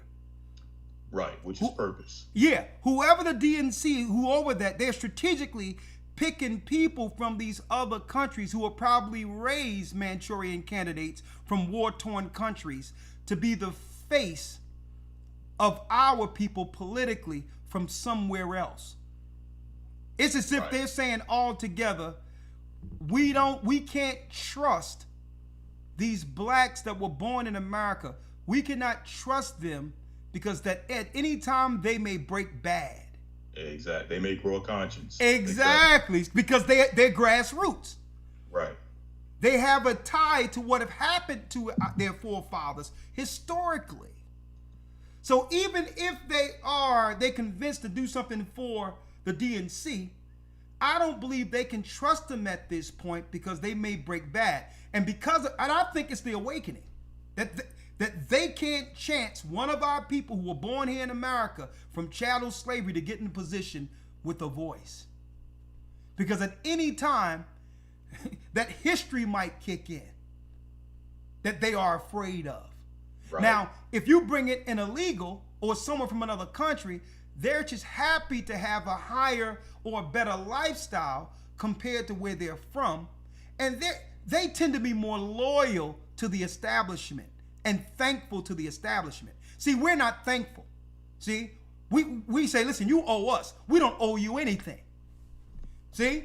But if they get people from other places, that they help destroy, these people coming over from other countries are thankful because their living is higher in contrast to where their families come from. So they'll come over and be more grateful and stomp for the establishment. Only because and you know what? I don't blame people for being grateful. See? But the establishment understand that usually those that are grateful for being here tend to not rock the boat. See? Because they'll be like, well, hold up. You get a little antsy here. I can revoke your green card. See? They holding something over the other brothers and sisters that come over here. See, but you can't revoke our green card. We don't have one. We got a Judah card that came with those slave ships. And that's what they fear. Okay? I think the example of that we're seeing firsthand is was the guy, Mayor Adams in New York. Initially, he was towing that company line when it came to the immigrants and the illegal immigrants coming into New York, but I think eventually he started speaking out against it somewhat, to some degree, grew a conscience, and now we're kind of seeing what he's going through right now. Thank you. That's a perfect example. He was like, hold up, because the original reason they sold this immigrant stuff to the mayors were on board with, because they made people believe that these were asylum states who would bring a couple of people through until they assimilate themselves into that city. But then they see, well, hold up. A year have passed. 2 years have passed. What you originally told us this immigration was for isn't at all. And Mayor Adams realized that this was an invasion, and he stood up and said what? He stood up and said, if we don't stop this, New York would cease to exist. Right. He spoke against what they were doing, because Washington, D.C. was making everybody believe that these people were just coming from war-torn countries and needed help. Right? A loophole in the asylum laws. See?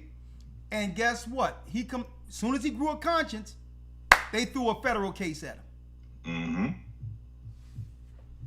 So they usually want people from other places who are more grateful, that has what?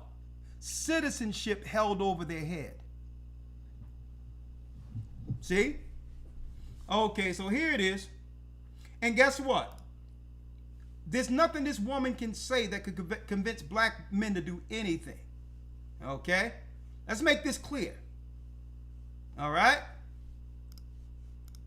And have the same needs as any other male in voting, making decisions for their family, having wealth for their children, economic issues, cost of food. And so you don't want to offer like a carrot, as a bait for people to vote for you and not really pay attention to what the issues are. And so... Okay, let me hold back. I may have to change my tune on this. Right? It could be possibly backfire if the male population feel that they're trying to be convinced beyond policy to vote for her, instead of her really standing on the issues that really present themselves to African American males. You know what? I can respect what she had to say. I had to pull that back. And on top of that, she sounds more qualified than Kamala. To be honest with you. Well, let's go. Young black men in particular are turning away from the Biden-Harris administration as their experiences are not reflected in the policies. Right now, I would definitely vote for Trump. The reason why I will vote for Trump, Trump is offering more tangibles that some or most black Americans think that will benefit our community, such as immigration, the way immigration is running under the Democratic.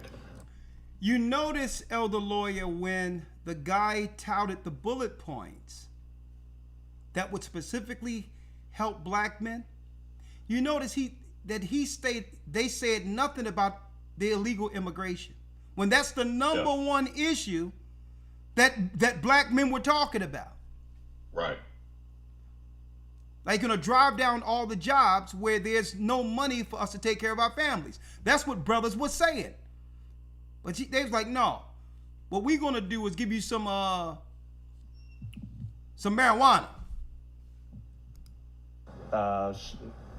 Time right now is hurting our economy.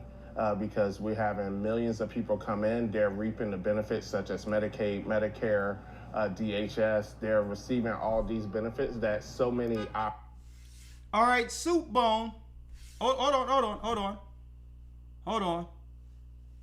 We got probably a DNC troll that's in the... a DNC troll that's in our chat. So this is what we're gonna do for that DNC troll named Soup Bone. I don't know if that what your family named you, but we about to get some get right. Soup Bone. All right, this is what's gonna happen real quick. This is how it's gonna pop off for you, Soup Bone. Okay, I'm going to show you how we do it, and we're going to do it with the Bible open. All right? All right, Soup Bone.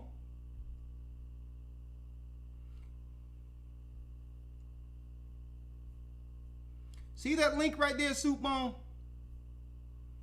See that link right there? You got 3 minutes to come into Zoom.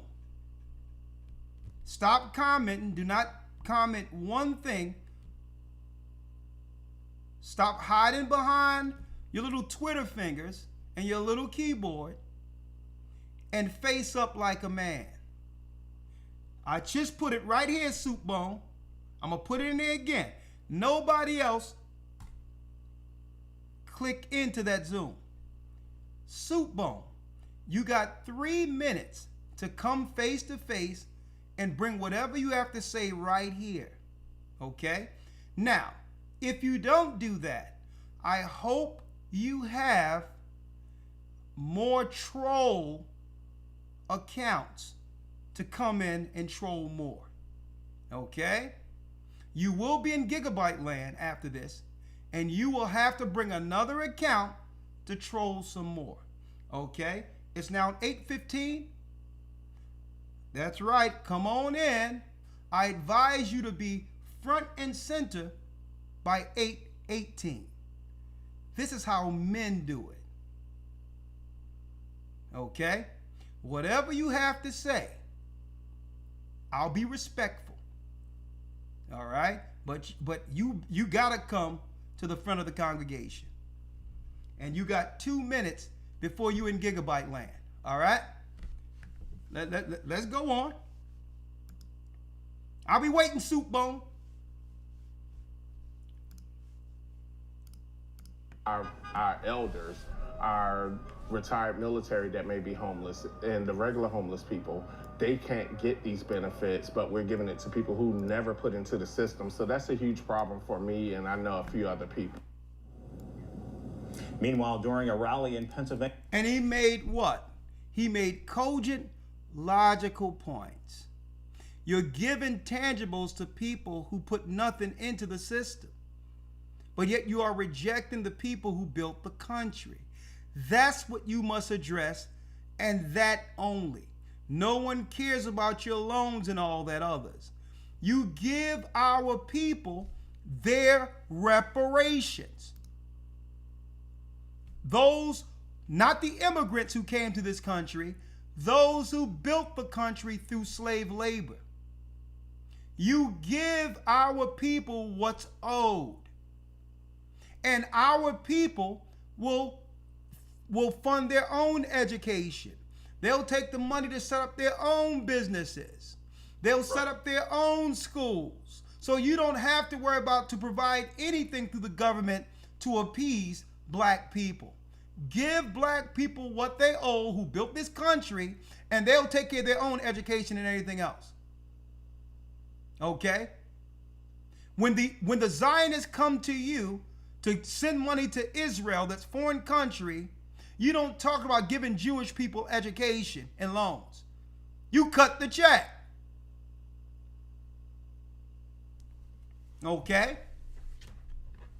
So no one want to hear about marijuana or anything else. You didn't send you didn't send a few bags of marijuana to Ukraine. Right. And no one cares about your insulin, that garbage anyway. No one cares about the insulin because some people get dependent on it with some of these diagnoses, and they need the insulin because that stuff be making their system go haywire, and they get dependent on it. So that's, I lowered the cost of insulin by 15%. The insulin go down 15%. No. Mm-hmm. I don't have diabetes. You give our people what you give the Ukrainians. Okay? I see a lot of your people out there working at Dunkin' Donuts. Give our people the Dunkin' Donuts in this community. Give our people some of them. Mm-hmm. Okay, Soup Man, that's his name? It's 319. Let me see. What his name? Soup who? Soup Bone? All right, Soup Bone. This is where you go into history, go into gigabyte land.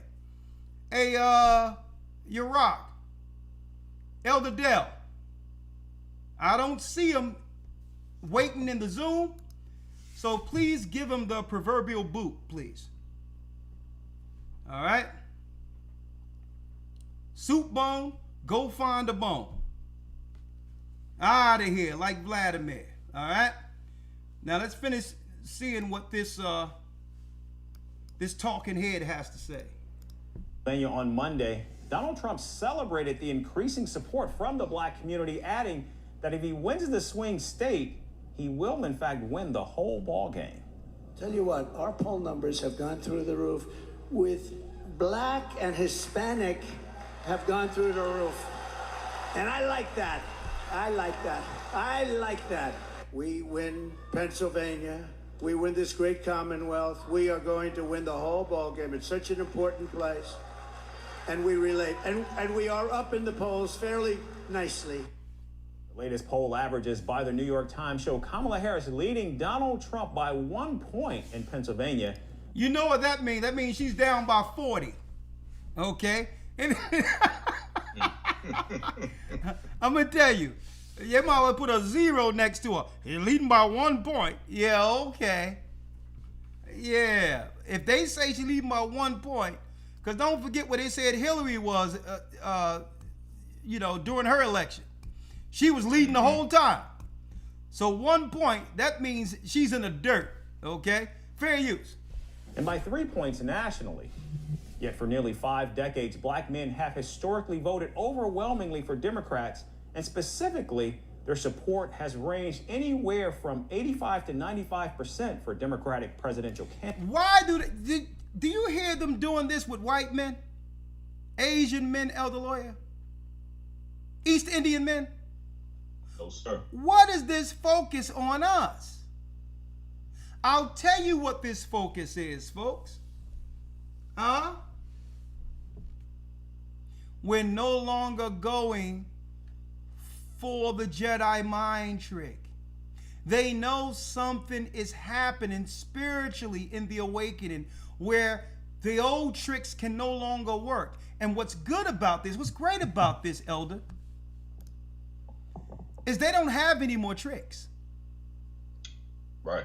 That's what's great about this. You would expect them to do something different, folks, but when something worked so perfectly for decades, they never felt a need to change it.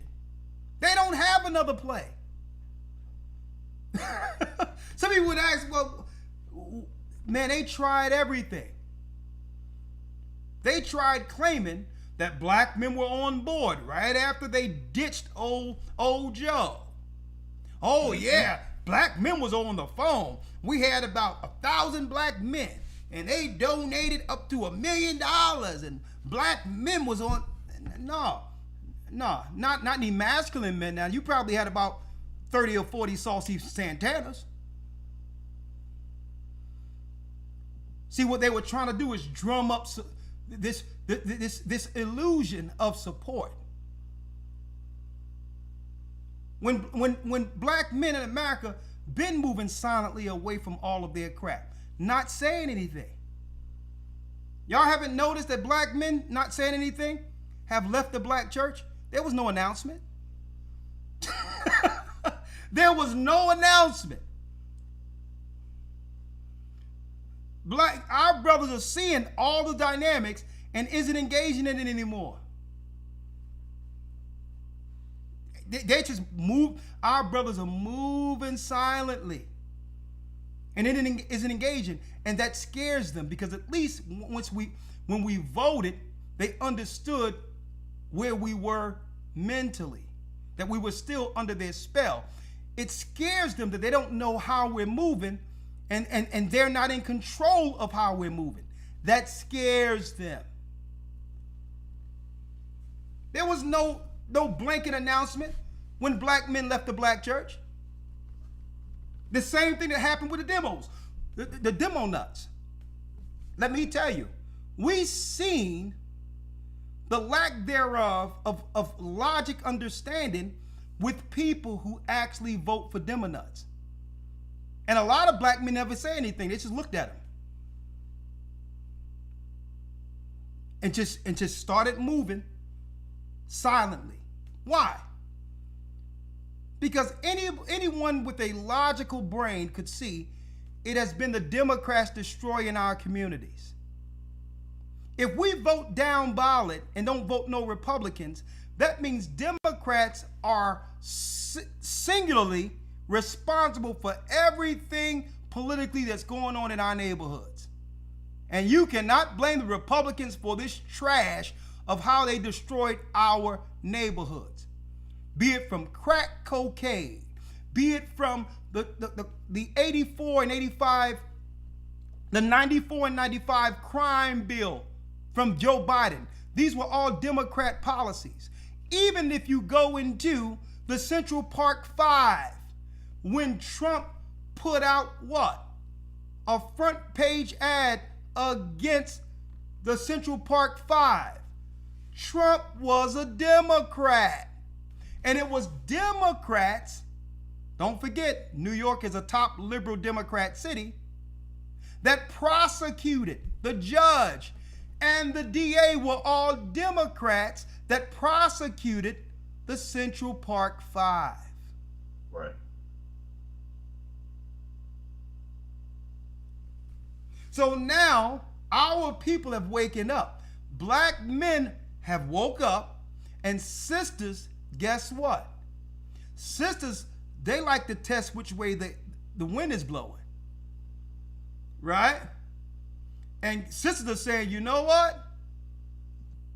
Here it is. Let me show you. We followed the white women, and they left us out here.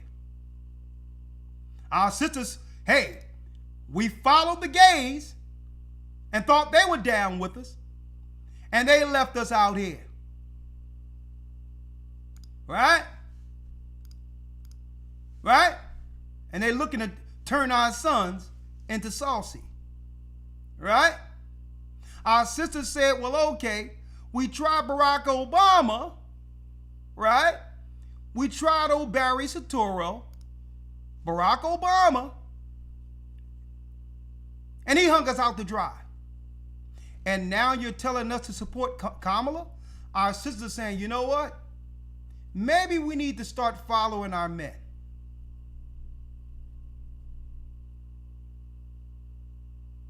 That's what they are afraid of, folks. They are afraid of what? That our sisters will start listening to what's logically going on. And if the sisters leave the Democrat Party, guess what? A bird cannot fly with one wing. The whole thing crashes to the ground. Right. See? The whole thing. Black people, our people, have been the base of the Democrat Party for decades. That's why all these other small little groups have to tether on to our numbers to get anything done, because they don't have the numbers. You would think they would prioritize us first over white women, over, how did they make a white woman a minority when she was enslaving us with the white man?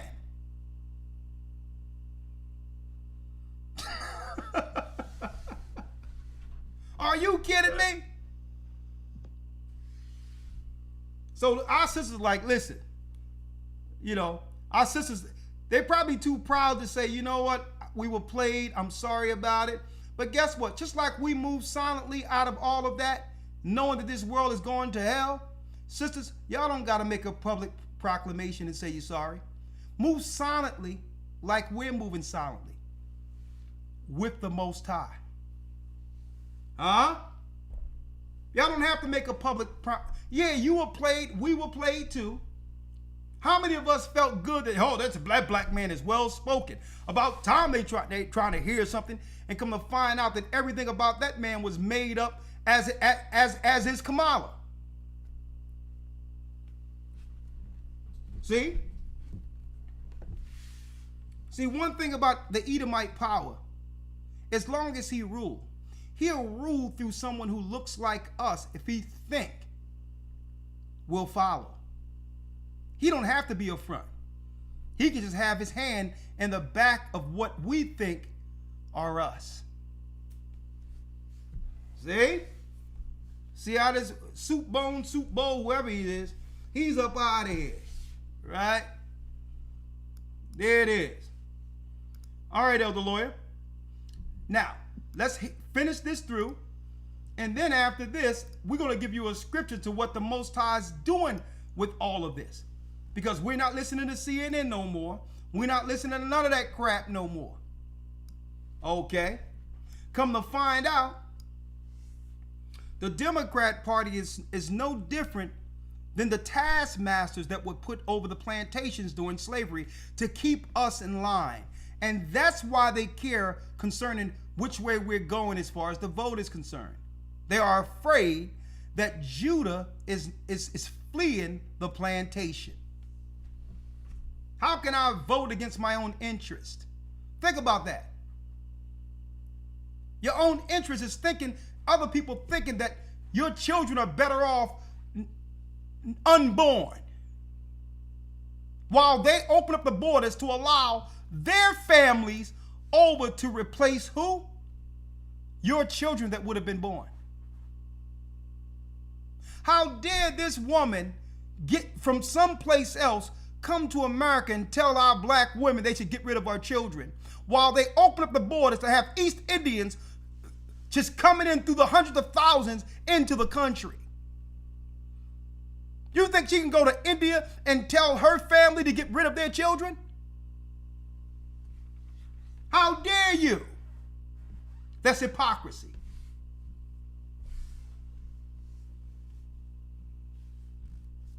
Fair use. Candidates. This year, Kamala Harris is fighting to ensure those percentages remain intact as the race grows even more tight with exactly 3 weeks until Election Day. First post decode. Oh no, we don't need the rest of that. Now, Elder Lawyer, let's show them what time it is. What's going on? If you may, Elder Lawyer, let's get Jeremiah 30:8. This is what's going on. This is why they're so concerned with how black people are voting. No one is asking how the so-called Latinos are voting. No one asking what's going on with the white man or the white woman. Let me tell you, white people can vote their interests. They can flip-flop to Democrat to Republican without batting an eye and no one says anything. Asian people vote their interests based on the taxation. Every other people can choose either party based on what politically interests them financially.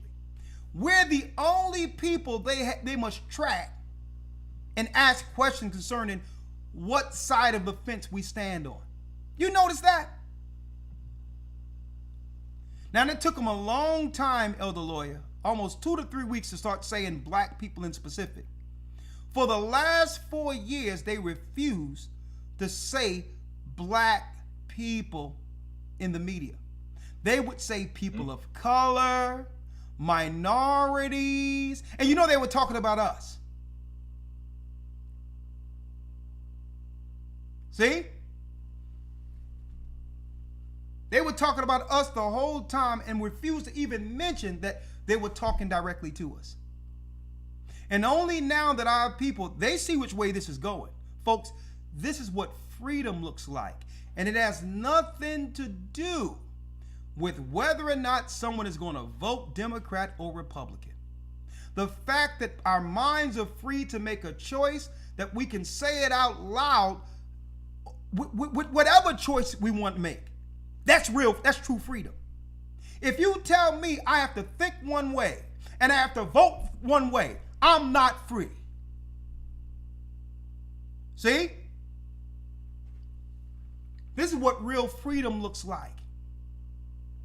Where you can't scare us into making a choice anymore. That's how the Most High frees his people, folks. And that's what the main establishments are afraid of. Read the 8th verse, Elder Lawyer. Yes, sir. Jeremiah 30, verse number 8. Let me show you what freedom looks like. Read. For it shall come to pass in that day, saith the Lord of hosts, that I will break his yoke from off his neck, and will burst thy bonds, and strangers shall no more serve themselves of him. That's what they are concerned about. That strangers shall no more serve themselves of him. The nations have been coming to this country and taking turns annihilating and or decimating God's people, only to send money back to their families while we lay destitute.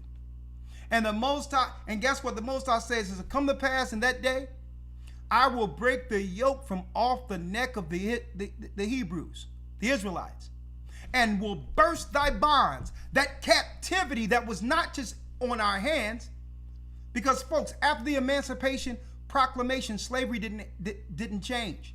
Only the conditions of slavery changed. The chains went on our minds. And the Most High have broken that off of us now. You can, bad Trump. Oh man, 2025. Listen, after what we went through, let 2025 happen. I have read 2025. And guess what? I showed it in the academy, some parts of it as far as some of the titles of 2025. And let me tell you, I'm going to tell you why they are afraid of 2025. Because what? The Heritage Foundation has advised the Trump administration to take all of that minority money off of LGBTQ and give it back to the people of civil rights. Do y'all know that? That there's a family portion where the finances that would go there will go towards traditional family and or traditional family values from whence America was actually built off of. So you can't talk about a family outside of man, woman, and child, because they're suffering what? They are suffering low birth rates.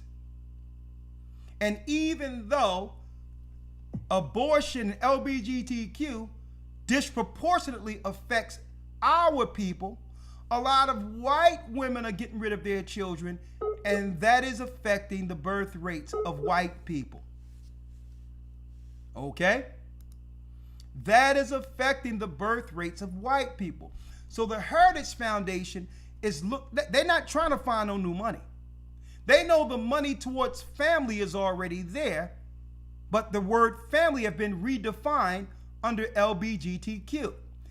What they're doing is going back to traditional family and reallocating that money to those who are seeking to have their bloodlines continue and not get thwarted through LGBTQ and or aborting their children. That's why the other Democrats and others are stating, well, hold up, they are a threat to democracy, because the levels of power will be taken from those they gave it to. See? The levers of power will be taken from those they gave it to, because a lot of the money in our inner cities are controlled or allocated through LGBTQ people in position. That's what they're not telling you. That they're going to more so seek to embolden the traditional family. And if someone wants to deal with the lifestyle, if someone would like to deal with the lifestyle, they can still deal with the same lifestyle they used to deal with, but that have nothing to do with the policies for family. Did y'all know that, folks? A matter of fact, hold on. Okay, lawyer be in a moment. Let me pull that up. Let me pull it up real quick. I'm going to pull that up for you all real quick, folks. 2025, oh my God, they're going to put us back in slavery. Folks, I dare anyone to try to put us back in slavery. Who Who is dumb enough to believe that they're going to try to do something like that? Oh no, 2025, we're going back in chains. And guess what? The majority of our people who are talking about 2025, let me tell you, they haven't even read it. They haven't even read it. Now, I don't believe the Democrats will allow the next thing to be implemented because it'll throw off the New World Order's plans leading towards 2030. So I really don't believe they're going to be able to accomplish it. I don't know what they're going to do to thwart it. But let me tell you, let me show you all this real quick. It's not what they're telling you. I showed Getting That Academy, folks. We got a new one coming. We got a new one coming November 10th. You want to be there. Folks, I need y'all to see this. Right? Real quick.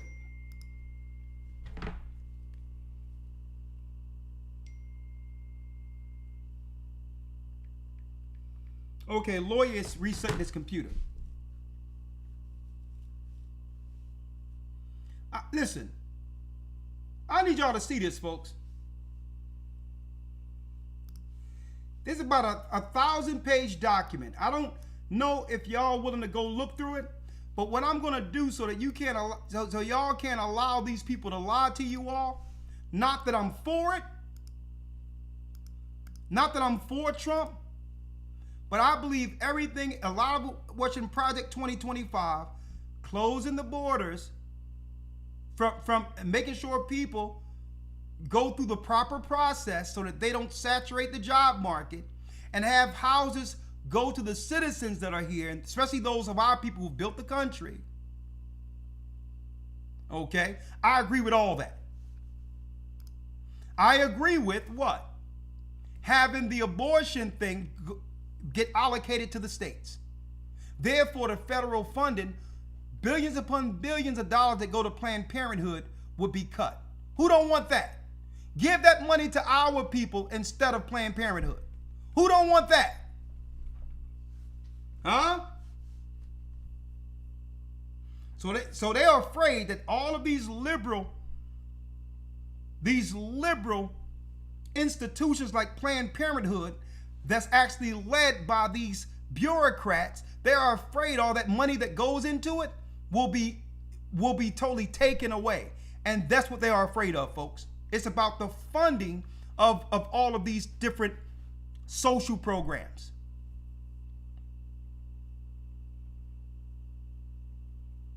Right? They go Project 2025 in your chat. So what are they so afraid of, folks? Let me show you. Let me show you here real quick.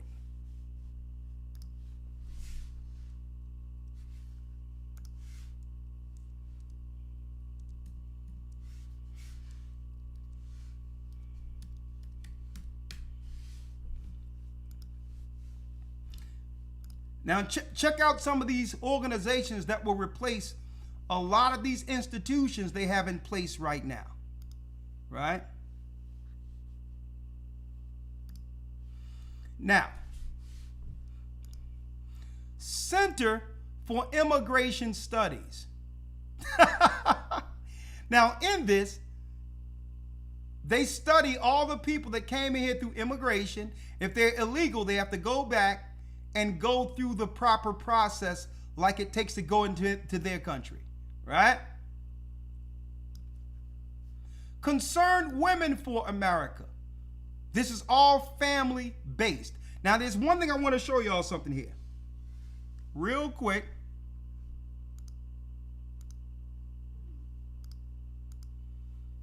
Let me show y'all this.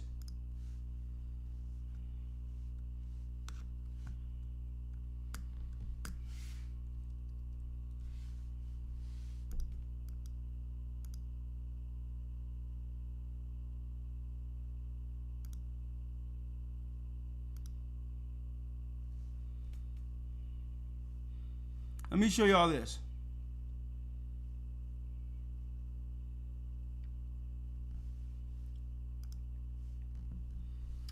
fiscal responsibility to reduce the payments on the debt, Treasury should look into current relatively low interest rates by issuing duration bonds. So that means lower interest rates to buy a house. You notice that the interest rates shot up right after Biden and Kamala got into office, but yet they're giving housing to the illegals, and it's at the same time discouraging those who were born here from actually being able to buy one. And even consider creating a 50-year Treasury bill. Most of the federal debt rolls over of average about every 3 to 4 years. But interest rates, even with the latest Federal Reserve rate increase, are still below the 5% historical average. Treasury would thus save taxpayers money during the next several decades by issuing fewer short-term notes that will probably have to be rolled over at higher rates in the future. To promote transparency of finances, each year Americans should receive a financial statement of the United States government alerting citizens of the revenues. That means telling American citizens what's exactly in the Treasury so you'll understand what's really going on instead of money being sent all over the place. You'll know where your money's going. Expenditures, deficit, and debt for the preceding fiscal year. Now, did y'all know that he's going to audit the government and send American citizens an up-to-date Treasury report so you'll know where your taxes are going. And you'll know whether or not it's going to illegals. The statement should also include the individual families' pro rata share of the debt based on family size. And in this, folks, there's an incentive for those who have families. So instead of discouraging people not to have children, guess what? If you're willing to deal with a traditional family in marriage, the government will actually incentivize you to keep your marriage together. Now, you think the Democrats want that? Huh? Uh-huh. Hold on, let me bring a lawyer back in.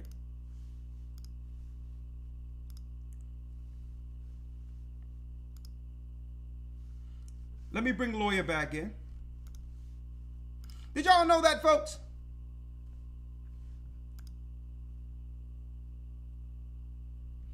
Oh, I just got a new, I warned everybody about giving their DNA to these genetic places, 23andMe and others. I told people, be careful of why they're taking your DNA.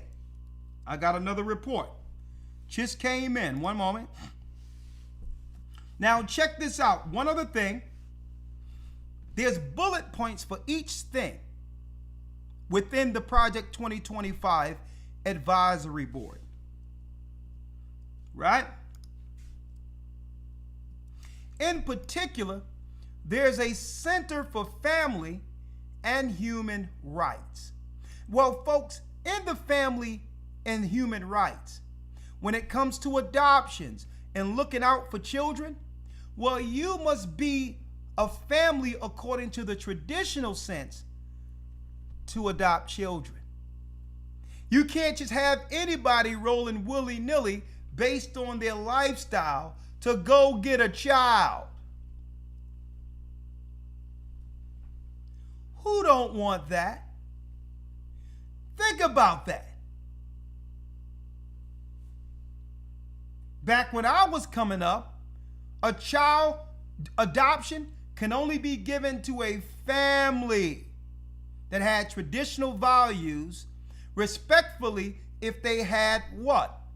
A religious church background. These people were the highest candidates to adopt children.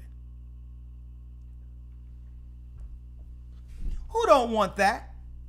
And they tell them, oh, Trump is going to put y'all back in slavery. No, Trump is going to take the money from those who were put in position under Barack Obama, where all the money siphoned through our community, through these organizations that have undermined us using our people to do it, that he would take all these people out of position and say, well, no, the sexuality thing, that's off the table.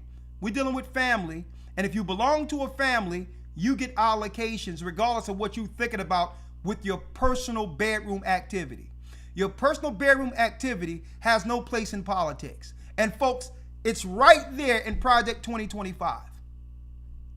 That's why they're saying it's a threat to democracy, because all of them would have to give up their positions that they've been given to become our taskmasters in the community, using the letter people as a buffer to undermine true civil rights.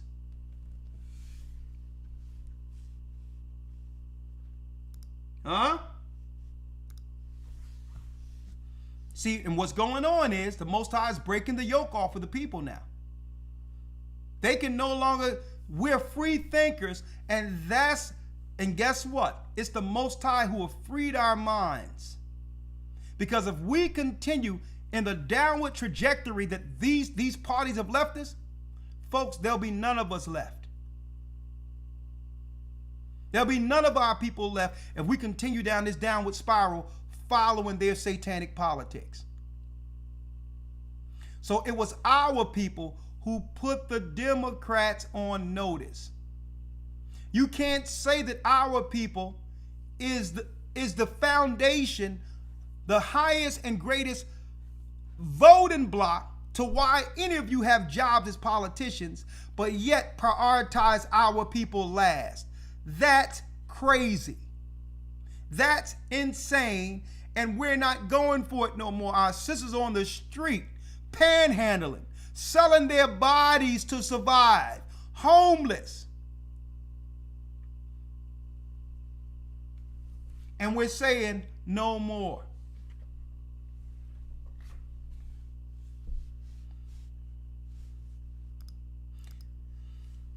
I want to show this real quick before I open up the lines.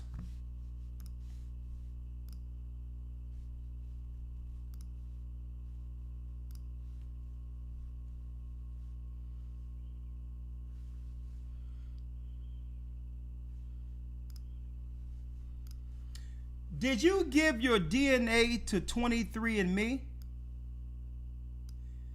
I told people, do not give your DNA. These people, when you send your DNA to try to find your genealogy, it comes back. You're more confused with what comes back. You have more questions than answers. And the only reason they started doing this DNA tracking your family line thing was they were targeting our people who were predominantly finding out that we were from the children of Israel. What people is looking to find their roots? The lost tribes of Israel. So they thought that they would actually, make money off of not telling us the truth. You didn't have to send your DNA anywhere. I could have told you were from the children of Israel. Did you give your DNA to 23andMe? Here's why you might regret it soon. Amid financial challenges, DNA testing company 23andMe is reportedly exploring a potential sale, which could place the genetic data of over 15 million customers in the hands of new ownership. Folks, didn't I tell you that years ago, DARPA, I was talking about this in the early 2000s, folks. That DARPA put out there that there are genetic specific weapons that can be made if they can have people's voluntarily private DNA. The Most High have made each individual on earth so unique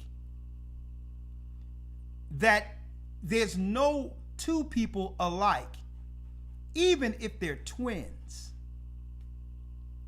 So it's so specific how the Most High wrote the code of DNA into each individual that if you're going to take out a person through bioweapons, it must be DNA specific. It must match 100%. Somebody can get your DNA and now can create a bioweapon that something is in a room, and guess what? It won't even harm the people in the room, but the one person will stand there and drop dead. You know what? They actually showed that in one of the 007 movies. One of the latest 007 movies where that guy got killed, 007. That they can put something in a room. It can spray in the room through your vents and all that. And only the person that's DNA specific would actually drop dead, and everyone else would just go about their life. I told people years ago, you don't know who you're sending your stuff off to. As far as they're concerned, they can take your stuff and throw some stuff up against a wall and say, with some numbers and with some names, and say, yeah, this is where you from. You don't know where they getting that data from. They just sending you anything. But what's important is the private DNA you've given them. How can you trust what they're going to do with it? Man, we in here nice tonight, folks. Man, almost 3,000 people. Oh man, y'all doing so wonderful. Let me see if Elder Lawyer is still with us.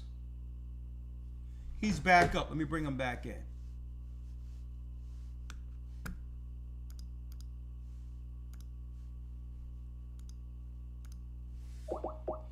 Oh yeah, brothers and sisters. They know they're in trouble. You back, Elder Lawyer? I'm back, yep.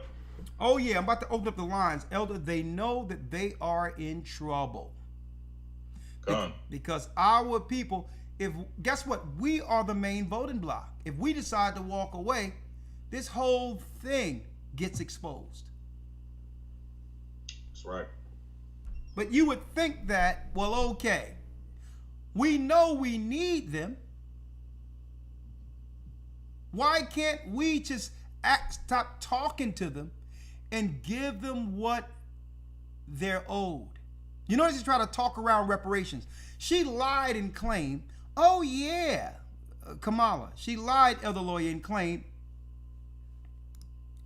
oh yeah, soon as I get in, we can study reparations. Well, did you study with the money you sent to the Ukraine? What study was that? Exactly. So when they say they're studying reparations, that's a slap in the face. Okay? I told everybody years ago that HR 40 garbage. If they're going to give you something, they don't have to study. They didn't study the hate crime bill and the millions of dollars they gave the Asians right after Biden and Kamala was put into office. They didn't study that.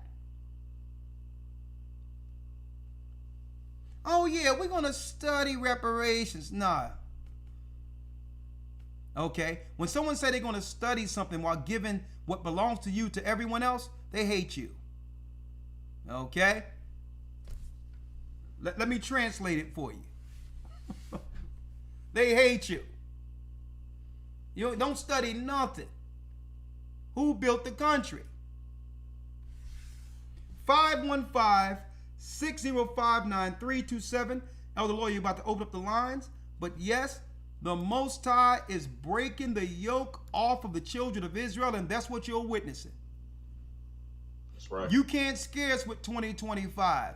We went through chattel slavery and survived. What is 2025 going to do? If anything, the people that Obama and others put in the White House controlling the purse strings that belongs to us, if anything, that money is going to be taken away from them under Project 2025, and that is what they fear. Another thing they fear, Elder Lawyer, is what? Political revenge. And guess what? We have nothing to do with that. That's between you and Trump. They're afraid he's going to get in position, and all of these people who made these bogus charges against him and who was coming against him for over 4 years, they are afraid that he's going to use his office for political revenge. And you know what? We have nothing to do with that. That's infighting. Okay? We have nothing to do with that. That's between y'all.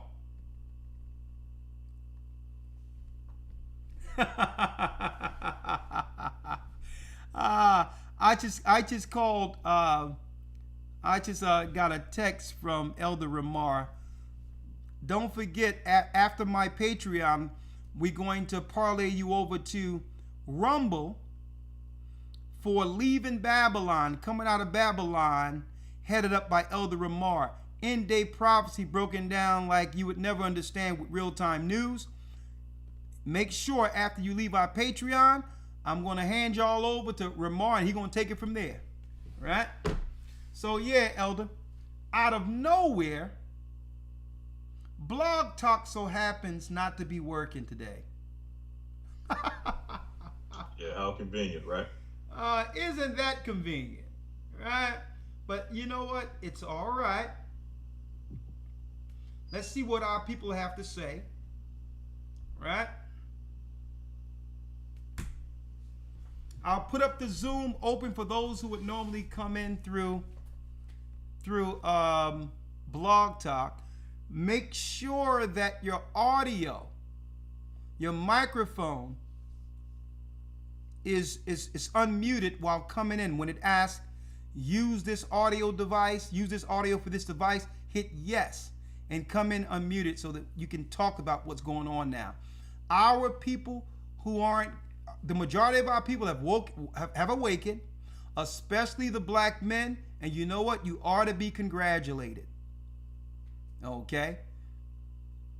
None of these politicians have our interests at heart, and they've been using your vote, your spirit, your prayer to get in position to get access. Let me tell you, Barack Obama is probably almost a billionaire now. He didn't have that money before becoming president. That's how powerful our spirit was behind him getting in position.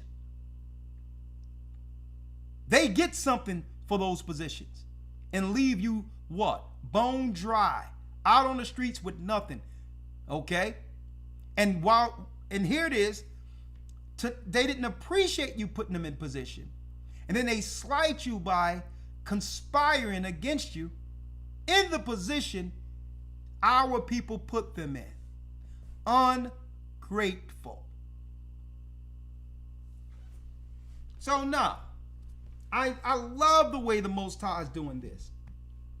Saying nah. That's why the Bible stated, for it shall come to pass in that day, Jeremiah 30:8, saith the Lord of hosts, that I will break his yoke from off thy neck. He will, that's right, that means the white man, the Esau, is losing his power over us. And will burst thy bonds, and strangers shall no more serve themselves of him. We don't need these white liberals over programs in our neighborhoods anymore, where all that money's being allocated to them to destroy us in our communities while they go back to the suburbs. We ain't going for it no more. Teaching all types of crazed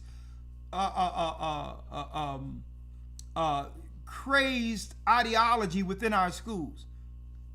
Radicalizing our children, getting our children on all types of psych stuff and all that, radicalizing them through activism. And the only thing our children want to do is go to school and learn. And here it is, you're destroying their brains in these schools. Now you go teach your children that garbage.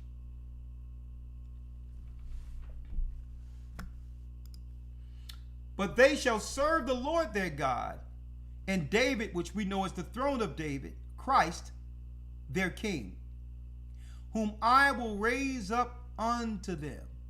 So Christ, brothers and sisters, are separating us from the strangers. And the only protection we have is under his hedge, because they have radicalized and or incentivized the strangers to destroy what's left of Jacob. We must come together or be destroyed by the usurpers. We are all we have, and Christ is all we have. All right. Again, Hebrew and Bible Academy coming November 10th. Be there or be square. November 10th.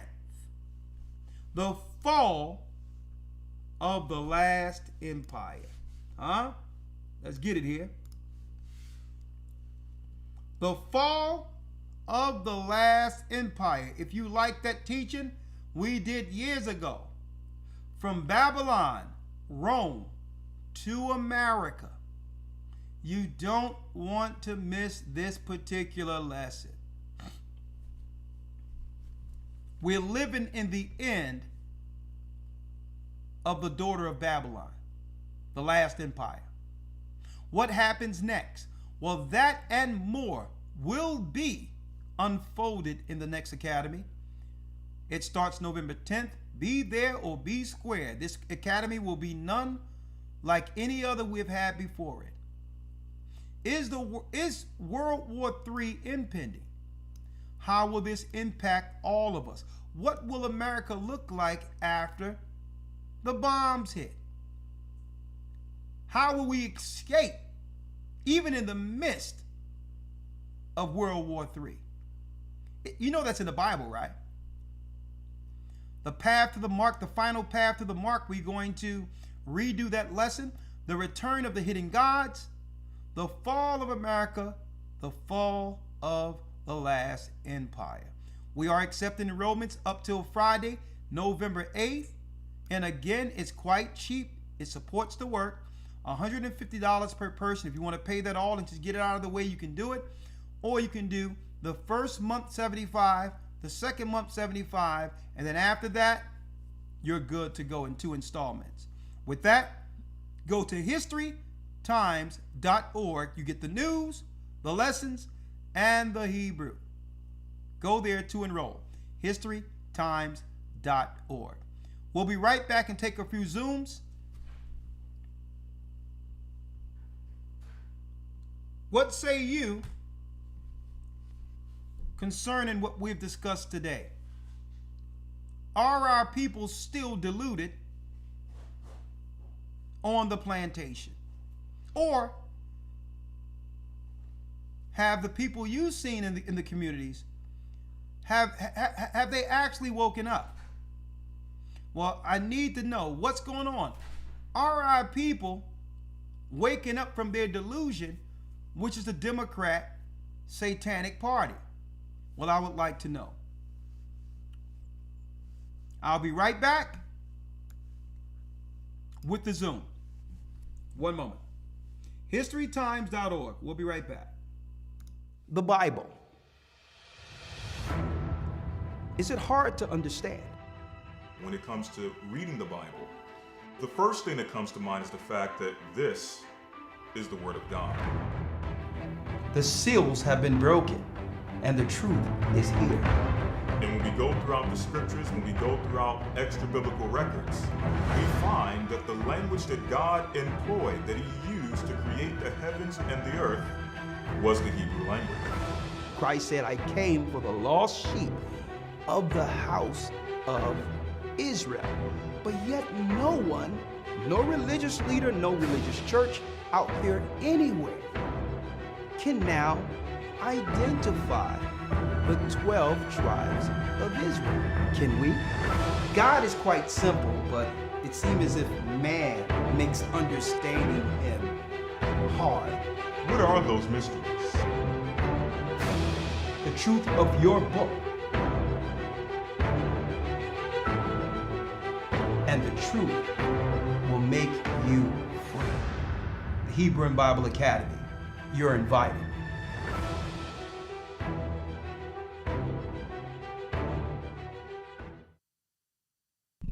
Okay, we're right back. Hebrew and Bible Academy.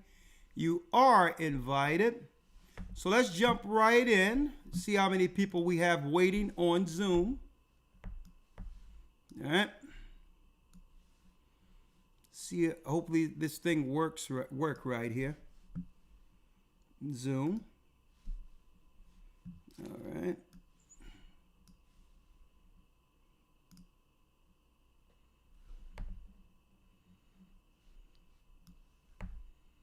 Oh, there go the participants there.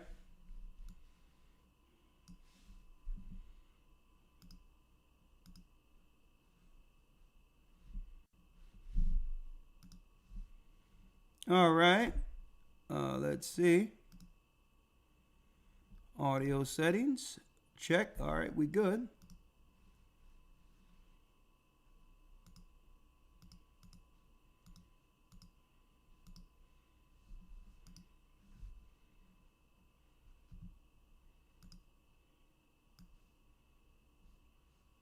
All right, I'm trying to see if anybody would come in, but I don't see anyone. So for those who would like to come into Zoom, hold on.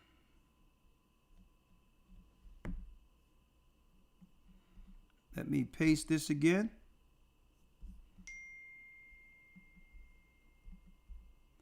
Copy. Paste. All right, there go the Zoom.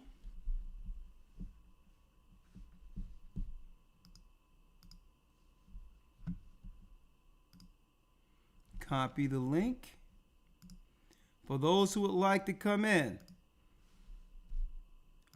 Now, of course, we still got a few of our people. We're going to have the stragglers out there who just aren't informed. And there's nothing we can do about those. But it's good to see the majority of our people, especially the men, waking up. Why? Because the men have to lead the charge. Long gone are the days in which we're following our women in these communities. It ain't going to happen. Okay? Those days are finished.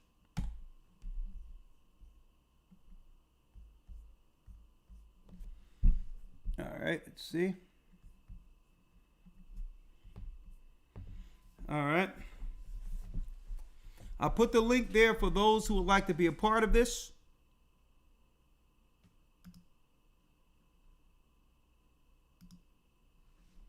Check 1, 2. All right.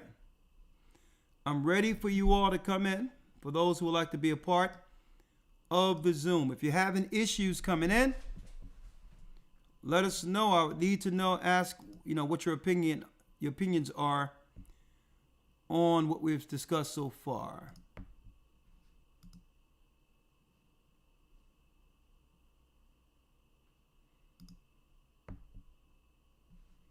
All right.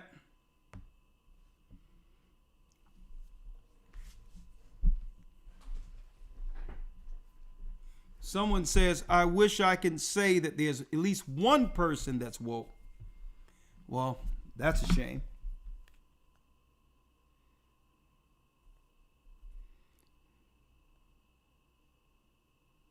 Someone sent me something. What is this? Hold on. They're gonna work you all day. They're gonna work you. Hold on. What is this? Actually on this app that every parent needs to know about. It's called Likey. It's like the pedophile version of Instagram. It is out of some country like Singapore. Oh, they said there's a pedophile thing called Likey out there, like Instagram, but it's for grown people seeking underage children, and they say it's out of Singapore. So watch out that your children don't get on the phones and get this app called Likey. All right. And I'm going to tell you, a lot of these things, a lot of these sick people, they do it out of these other countries to make you believe it's Chinese people behind it. But it's really the same type of, predators that are here from America that could be white and all that make you believe it's Asian people. But they can do things in these other Asian countries and set it up that they can't do in the United States, but we find that nonsense here before it's over. Same as fentanyl. Okay? People are not allowed to make that crap in the United States, but there's lenient laws in China and others, and somehow it finds itself right where we live. Who believes that that's a coincidence? We have Pastor Wilmer. Pastor Wilmer. Please, Pastor, please make sure that your audio is on, okay? Pastor Wilmer, your audio and video, is it on?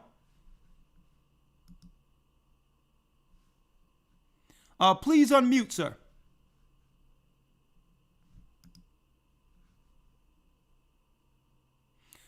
Pastor Wilmer.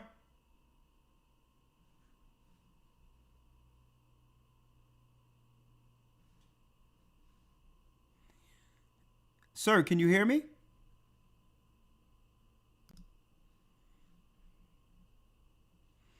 Hey, my volume is working, Pastor Wilmer. So what's going on here?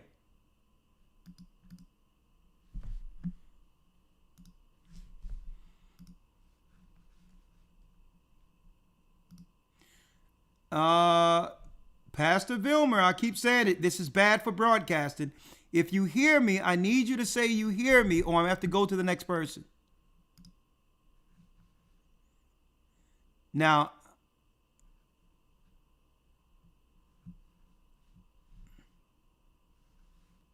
okay. Unfortunately, I have to go to the next person because my volume is working fine. So.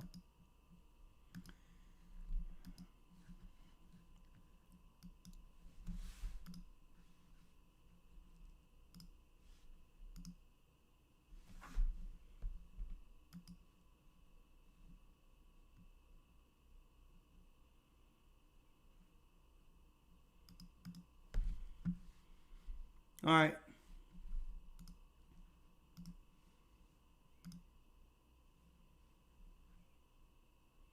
I'm going to go through these real quick and then we'll digress into the night, right? I have a few people waiting in Zoom, and it really does bad for broadcasting when you come in and your technical side isn't set correctly, folks. All right? I'm going to try a few more. If I don't hear volumes, I'm going to have to just hold this until this coming Friday.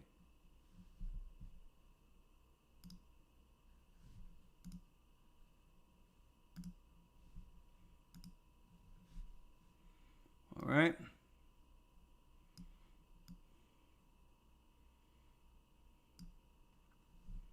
All right, let's see what we're going to do here. All right, let's go through the rest of them. Let's go through the rest of them. All right, we have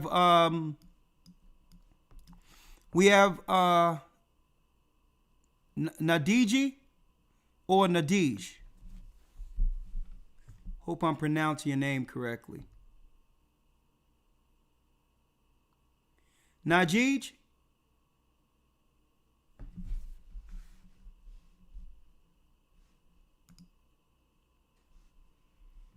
I don't understand, folks. We asked you to come in, and no, you're not even in front of the screen. All right. All right, next person. Lion of Judah.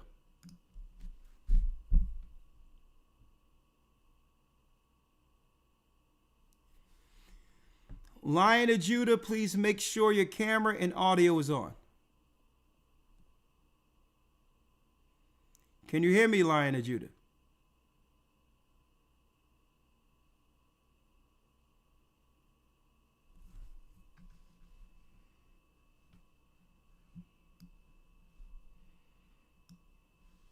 Can you hear me, Lion of Judah?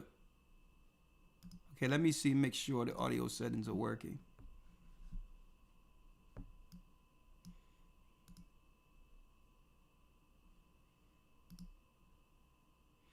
All right, say something now, Lion of Judah.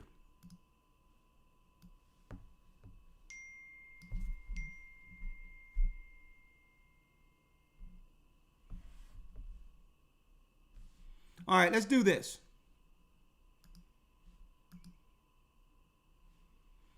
I'm gonna send out a brand new link.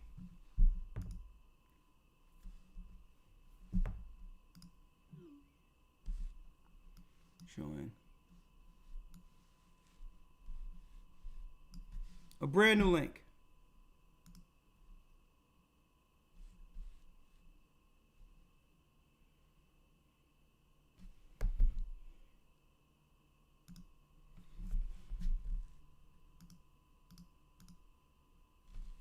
All right. Here's a brand new link for you all.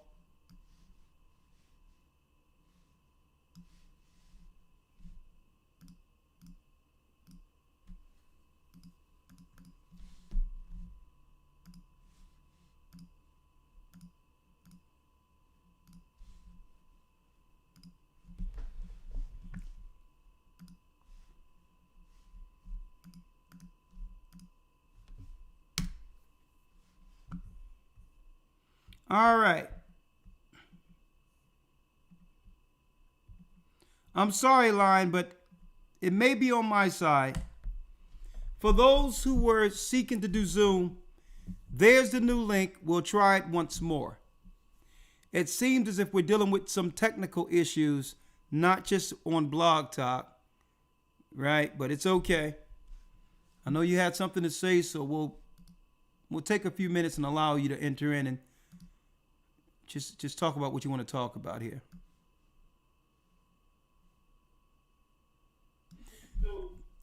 All right. Okay, Christopher, how are you? Do me a favor, turn off the YouTube. Oh, no, my bad. I'm sorry. I apologize. Mute the YouTube for me. Okay, we're working. Yeah. How you doing? Yeah, can you? I can hear you, Chris. Yeah, where you from? Okay. I'm from the Island Corso, Elder. I don't know if you remember in the last broadcast for the Academy. Okay, 1 second. Let me pull you in.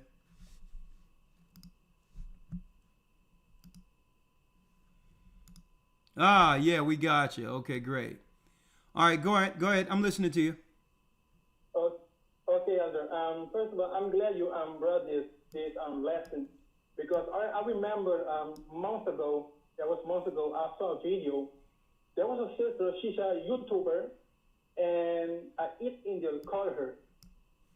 And basically she was saying to her what's doing political in America, how to brought the Indians in America. And she was saying that they was making a plan against the blacks in America. And she said, so what? Are you serious?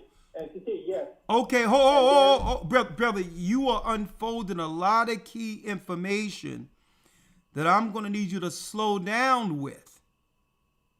Okay. Because, where are you from? You're from the West Indies? Where are you from? Yes, I'm from the West Indies. It's a Dutch island. Okay. I don't know you heard about it? Yeah, you have a strong accent. That's why I need you to slow down so that people in America can understand what you're saying. Okay, I apologize. Oh, you don't got to apologize. Now, are you talking about Kamala in particular? Yes, sir. Okay, now who was she talking to when she said this? So she was saying the political was making deals with the other nations so they can go against the blacks in America. How did you know this? Okay, hold up. You that in of itself, that they were planning to go against the blacks in America. Under what type of conversation, and who are the political players involved? And when did you hear this, that they were making a plan to go against America? The black Americans. How long ago was this? I saw it a month ago. It was on YouTube. And I think she was on teenage because right when she was saying, they would say the plan, you can hear the mother like, no, shut up, don't say it, don't say it. So basically the mother was trying to stop it, don't say the plan, what we're going to do. And of course the daughter say, I don't care, I'm going to tell what they're doing.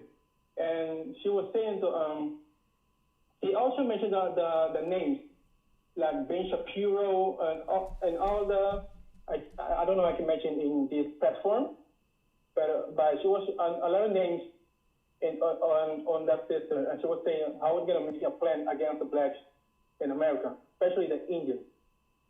And especially who?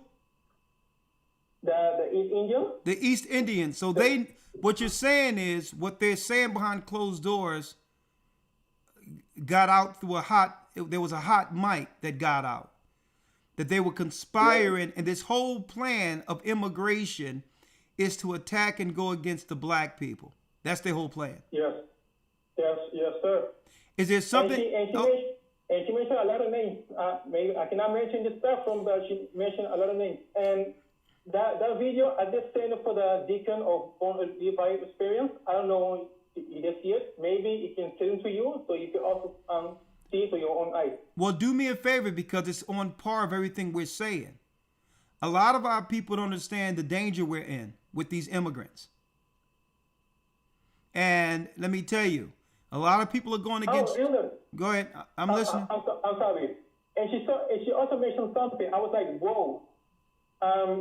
She also said to the sister, and she know who are the God's people are.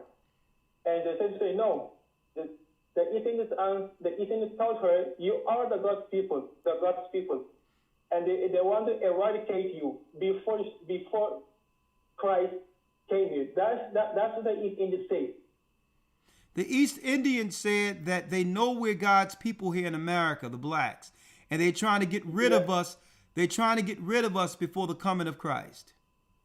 Yes, sir. Man, can you send me that link? Send that to Gathering as One, the number 1 at AOL.com. I need to hear this. Okay, I need to find a video, and I'm going to send it. I need the link. Thank you, brothers. And you know what? What you're saying makes perfect sense. Thank you, brother. Please send that to me. Before I go, Elder, sisters, if you hear this, you better seek a man and find a church, and especially a man who believes in God, because the East Indians also say they want to put, especially our own brothers, the Venezuelan brothers or Mexican, against the blacks. That's the East Indians was giving information for the system. Brother, everything you got, Gathering as One, the number 1 at AOL.com. I need to see that tonight, okay? Yes, sir. Okay. Thank you. Yes. Thank you. Salute, sir.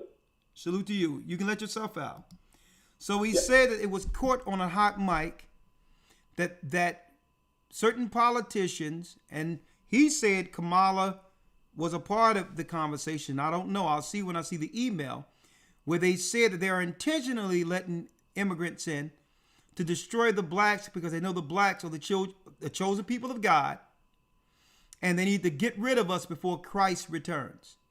I need to see that, all right? But if so, it makes sense. Bringing these foreigners, especially people, don't forget, this person is one heartbeat away from being president without anyone voting for her, and she has no association with our people at all. So, and they named some names of Zionists who put her up. So she's really the face to attack us and her people, but there's Zionists who are behind it, according to what the brother just said. So, listen, I will be following up on this. And once I hear it, and I see that it's outright true, no AI or nothing else, I'm going to report on this real time when I receive it. A Lion Judah. Lion of Judah.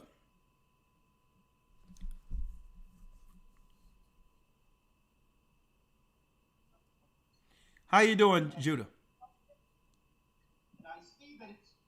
Brother, you live? Yes, I'm here. Do me a favor, mute YouTube. I definitely have to because we're not even synchronized with time. Give me 1 second, please. I'm sorry. Take your time. Yeah. One remote. Okay. Yes, sir. Your man, name, brother. Your name and location. North Carolina. North Carolina. Your name? Currently. Yes, sir. Atlanta, Judah. That's my handle. Okay, talk to me. What say you? Brother, I'm glad to see my brothers and sisters finally open their eyes to see the true enemies and the hand of the enemy at play. You know, that's what's most important. The fact that we can see the hand of the enemy at play, and it's not just everybody riding on each other's coattail. We're finally opening our eyes and being conscious. It's a beautiful thing. For so long, man, we just been following this Democratic plantation, going along to get along, man, and it's gotten us nowhere. Absolutely. But the fact that now that we're finally moving at God's tempo, you know, we're not just going along for the get along gang anymore. I've been in different schools of thought when it comes to religion, and I've always seen that it's always a bunch of people that tell us, excuse me, while I continue to kill you. Good point. And this is what's been going on. The black church, they eliminated the voice of the black church to give powers to the LGBT community through way of the educational system. So we can't even trust the schools anymore. You know, so we have to rely on our own spiritual thoughts and our own mindsets, and what's best for us. You know, what does abortion get us? Nothing and nowhere. It reduces our numbers.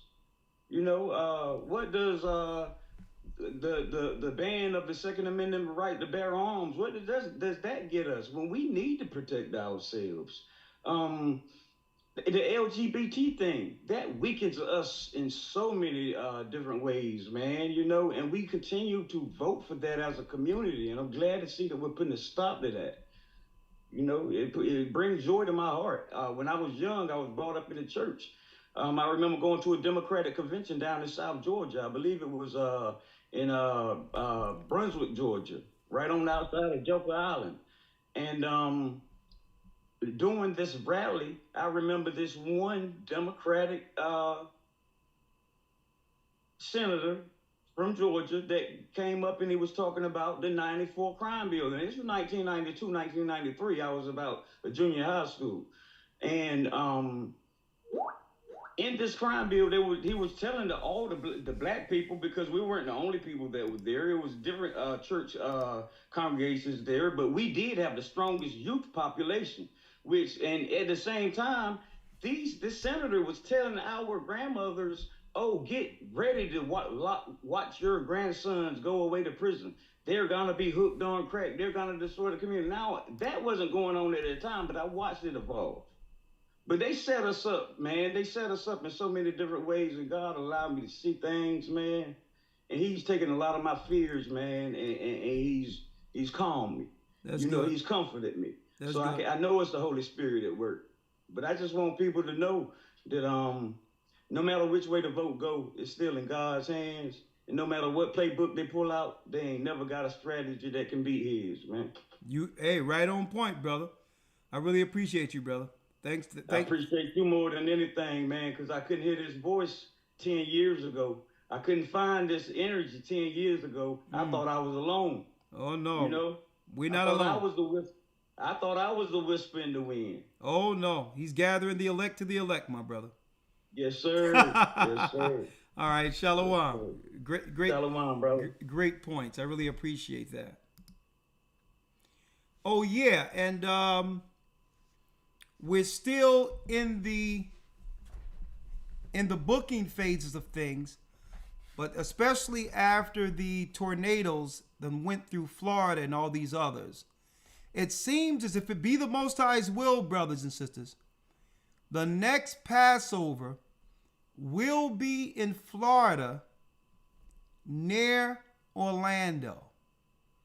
I pray. I'm talking about, we were going to Ohio at first, but something just came through. The next Passover could be in sunny Florida near Orlando next year, early next year. So keep your ears, to your devices and, ear to the ground. We'll be landing in Florida for the Passover. I'm gonna tell you, we just have to get all the paperwork together, but I believe that's going to be nice. Praise the Father for that. I believe that's going to be nice in Florida. In the midst of the scare that just happened, and we'll be right there. Sunny Florida. Hey, I may take a few days before and after just to relax in that sun a little bit, Yes, sir. See the family down there, the Orlando body, all the different bodies there. So it looks like we're going to be in Florida for the Passover. So keep your ears to the ground for that, brothers and sisters. I'm excited. Jada's Solitude.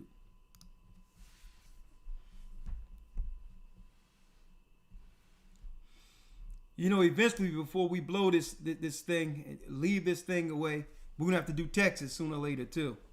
But right now, it's going to be Florida, it looks like. Yes, sir. Jada, can you please unmute Jada? Good evening, Elder.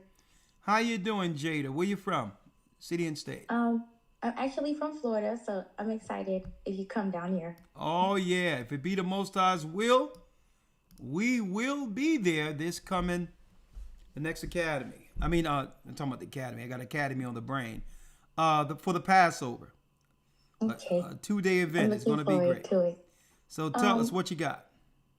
Yeah, my question was, do you believe it's too good to be true? The Project 2025, considering the fact that all the policies that they brought before, the politicians would bring, it never really came to fruition. That is what I wanted to get your opinion on, because it's it sounds nice, but it's are they gonna do it? It's like this. It's like this, sister. You have to realize how these politicians work, right? Let's roll it out first and foremost, right? These political positions is really about financial allocation for the infrastructure and defense of a country. So it's really about politicians. That's why the special interests spend so much in campaign dollars in hopes that the policy makers will make policy that's, conducive for them to make money, right? So it's really about making money with special interest. You got money allocated for the infrastructure, the building of things in the country, as well as the social programs and defense. So each administration gets in charge of the purse strings. So let's just deal with it, what politics is. It's about who controls the money, right? Right? Then you have what? The judicial branch, the legislative branch, and the executive branch, and they all have a play into who's going to allocate the money through special interests and control the trajectory of the country, right? And that's just politics 101, right? So then also you have to look at, if one administration comes in, then the other party must minimize their power. And a lot of these particular organizations, they have to get rid of these people and put in their own people who would now be over the purse strings. You understand? Yeah, I get it. So I don't think that this has anything to do with them just wanting to do the right thing by black people. Mm-hmm. You have to realize, hey, say what you want about Trump. He's a rich man. He's a businessman. And he can be petty. Mm-hmm. He can be pretty petty. Right? Yes, very. So, because he's pretty petty, he could get in position with these organizations for family, knowing that it's a benefit for him to keep his businesses afloat, paying less taxes, And he can slight the people who are coming against him by taking that money and reallocating that into things within America itself, family first. Okay, interesting. So it's about money. Yeah. So he not only can he protect his own money, he'll also be able to take the money from those who are coming against him with the LGBT party and all that by claiming, I'm putting my money into the family traditional thing, which he need to do because the birth rates are down for white people, right? So it's a benefit, and also it's slighting those that receive the money and all of the social programs under the Democrat machine. Don't look at it. Don't look at it as president and all this. Look at it. Democrats got their own machine that works, that employs so many of their people in power to stay in position. And the Republicans have that too. So somebody have to give up these positions. And now what Trump is going to do, he's going to make sure that if anybody did anything illegal, he's coming after them with the judicial system that was in political position. Expect everything that was done to him to be done back. And that's what they fear. I don't care. I don't care if he go after them. That ain't none of my business. Right. So this is some political infighting. But at the end of the day, I would appreciate what he was doing by trying to stop the finances that's going to Planned Parenthood. Because it's not strictly because of our people who are suffering it more so. He's doing it because many white women are now getting rid of their children and their birth rates are tanking.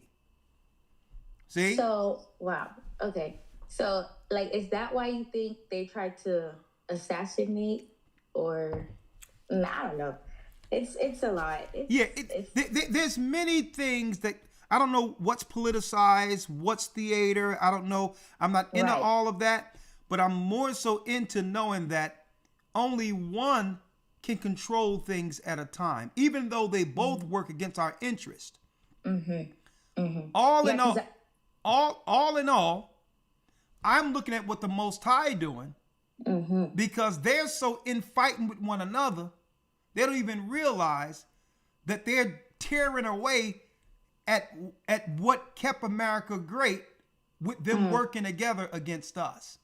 So when the Bible states a nation divided against itself cannot stand, when you have two parties that straight hate one another, we can understand what the fall of Babylon looks like because they can't get on code with anything. So in actuality, it benefits us because as they fall, the Most High is using the Holy Spirit and the angels in the awakening so that we can take precedent and get ready to rule upon the coming of Christ.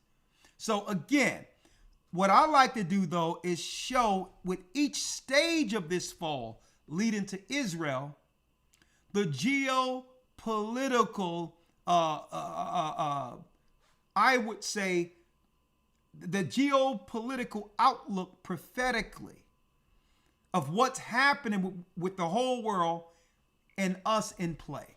And that's why with each administration, each week, I talk about this because it says something about how the Most High is waking us up through all of it. Even the infighting. Yes. Right? Okay. The Democrats are caught between a rock and a hard place. Here's a rock and a hard place. We're actually asking for tangibles like they've given every other people.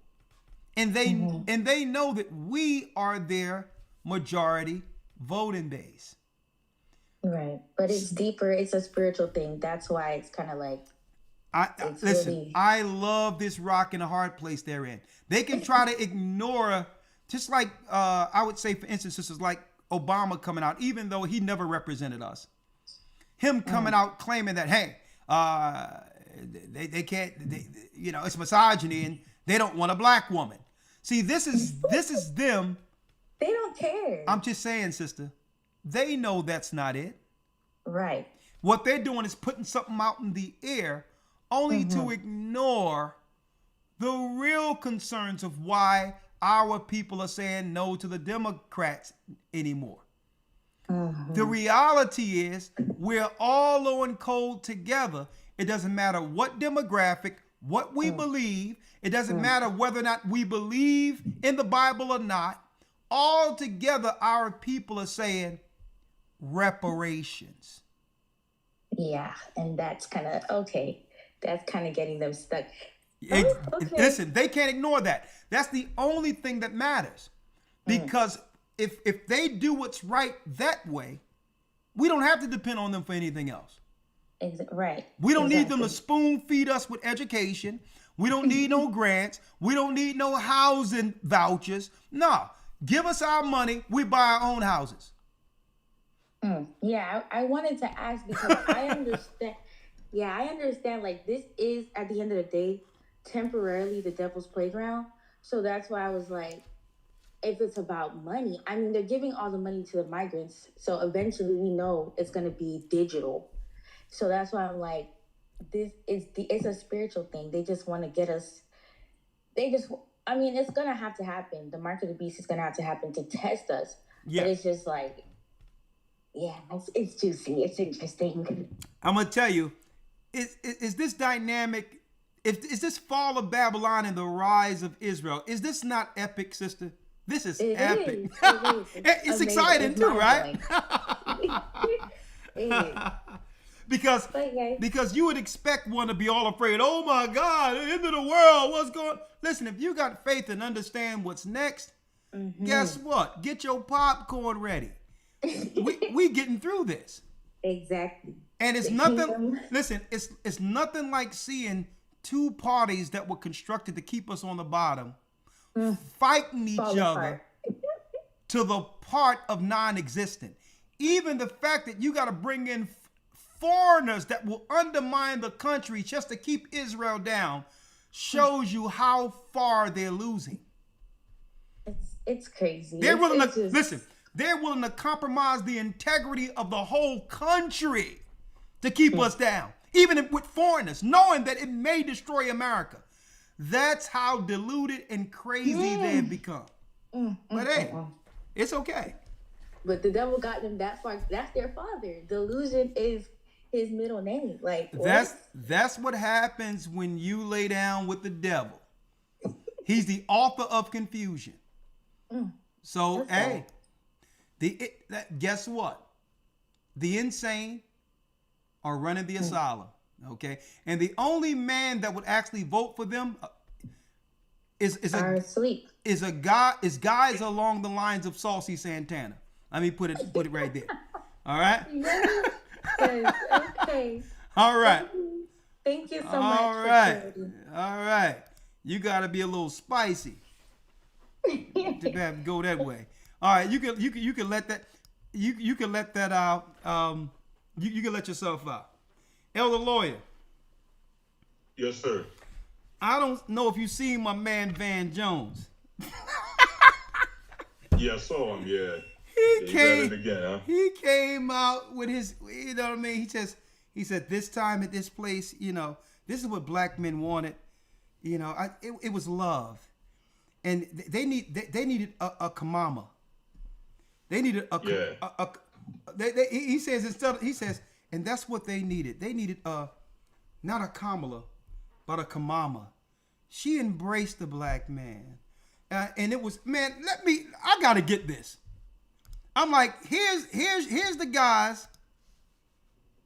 These are the guys that will vote Democrat. Okay. Right. You got to be totally on the soft side of things.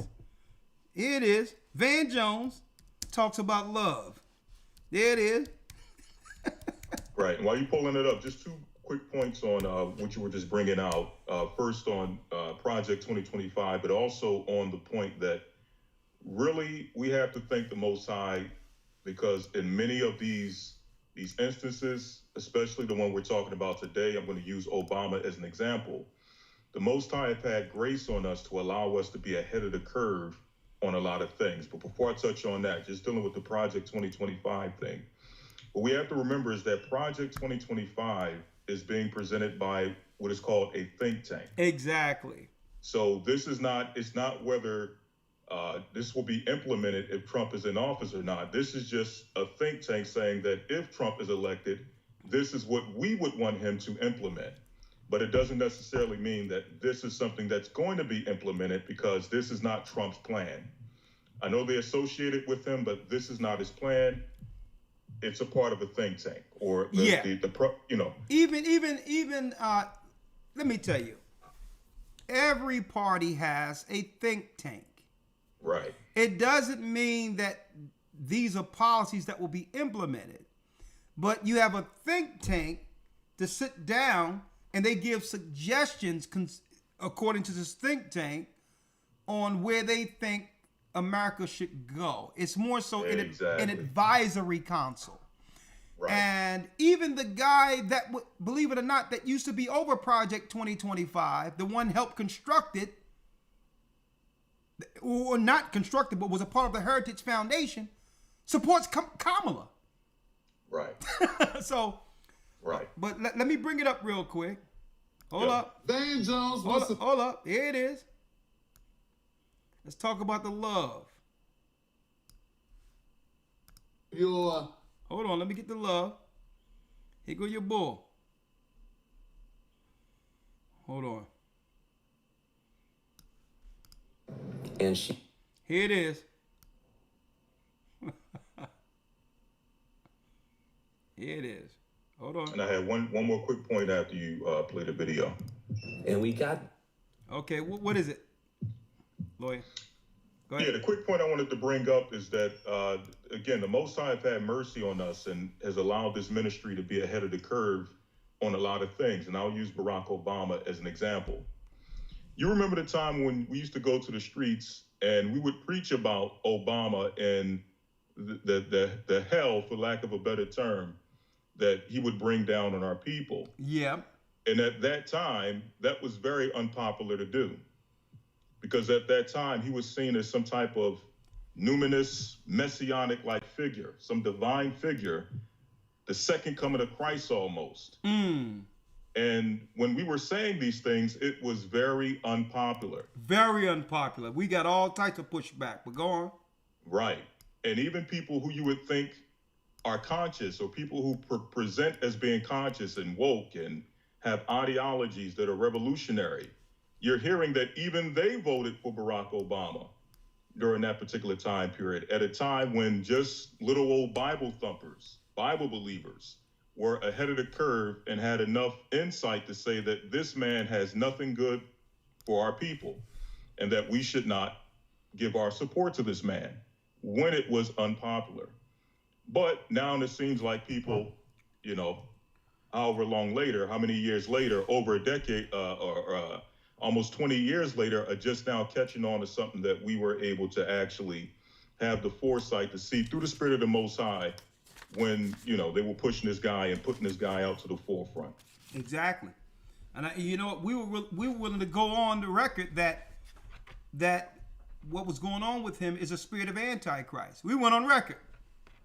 And that was exactly. And that was before he was voted in as president. Right. Right? All praise be to the Most High. Here go your bull. I think he's almost all. He got a little bit further to go, guys. I'm sorry. Kamala. And we got that. From Kamala. And we got that. We stood on business. We said we wanted to hear something. Everybody else is getting something. What are we going to get? And she came with a love letter of support for our work. So he's a lawyer. He said she came with a love letter, man, to the black man. Yeah. And then he eventually said, you know what I mean? She's not Kamala, she's Kamama. That's what the black man wanted. The black man was looking for a mama, and she delivered. Yeah, I think these guys are truly out of touch. Man. You know what? I think they're purposely gaslighting us, man. Behind closed doors, they say, let's roll out Van Jones. And I know they be cracking up before they roll him out. I mean, he can't be serious at this point. Yeah. Right? He's the same guy who says, just like your grandfather, you know, just like my grandfather with Biden, you know, you got to take the keys. Yeah. Yeah, it's getting sickening at this point. But yeah, Kamala. What do we expect at this point? Let me tell you, boy, I wouldn't be surprised if Kamala, because we coming up a couple of weeks before the election, they may need to take drastic measures. I mean, I wouldn't be surprised 1 weekend, you know, it'd be Sexy Red on one side and Meg Thee Stallion on the other, and Kamala coming through the middle on that thing. Don't be surprised. It might be a trio of straight madness. You know what I mean? On the satanic bounce tip. They may pull out anything. Don't be surprised, folks. I hope I'm not putting anything out there, but hey, drastic times calls for drastic measures. All right, so she may have move over, Meg. I'm gonna show you how black we is up in here. So watch out. Who we have next here? We have Jaleisha Bellinger. You know what I mean? They put on some trap music and just show her idea of what a black woman is. Jaleisha Bellinger, please unmute. Good night, Elder. Hi, where you from? I am from St. Vincent and the Grenadines, but I reside in Canada, Montreal, Canada. Okay, I can tell. You seem like you had a slight accent. You know, Kamala was raised up in Canada, right? Yes, I'm aware. Right here in Montreal. Montreal, and then she went to an HBCU. That's another thing. They use our colleges to educate all of these people that come from other places, while our people suffering, our sisters suffering here with all types of college debt. And you get these other people come from other places, and it's our people who actually died and was destroyed building this country, left with nothing, while others come and educate themselves in our colleges. Utterly ridiculous. But what say you? The floor is yours. Elder, I was just calling because I was listening to the live and I was also looking at the comments that were being made, and I realized that there is this small thing that they threw out there, and this call is in absolutely no support of any political party, any political agenda. As I previously mentioned, I reside in Canada. Okay. But I noticed when they threw Jamaica out there, they did that with a very wide net just to see what it could catch.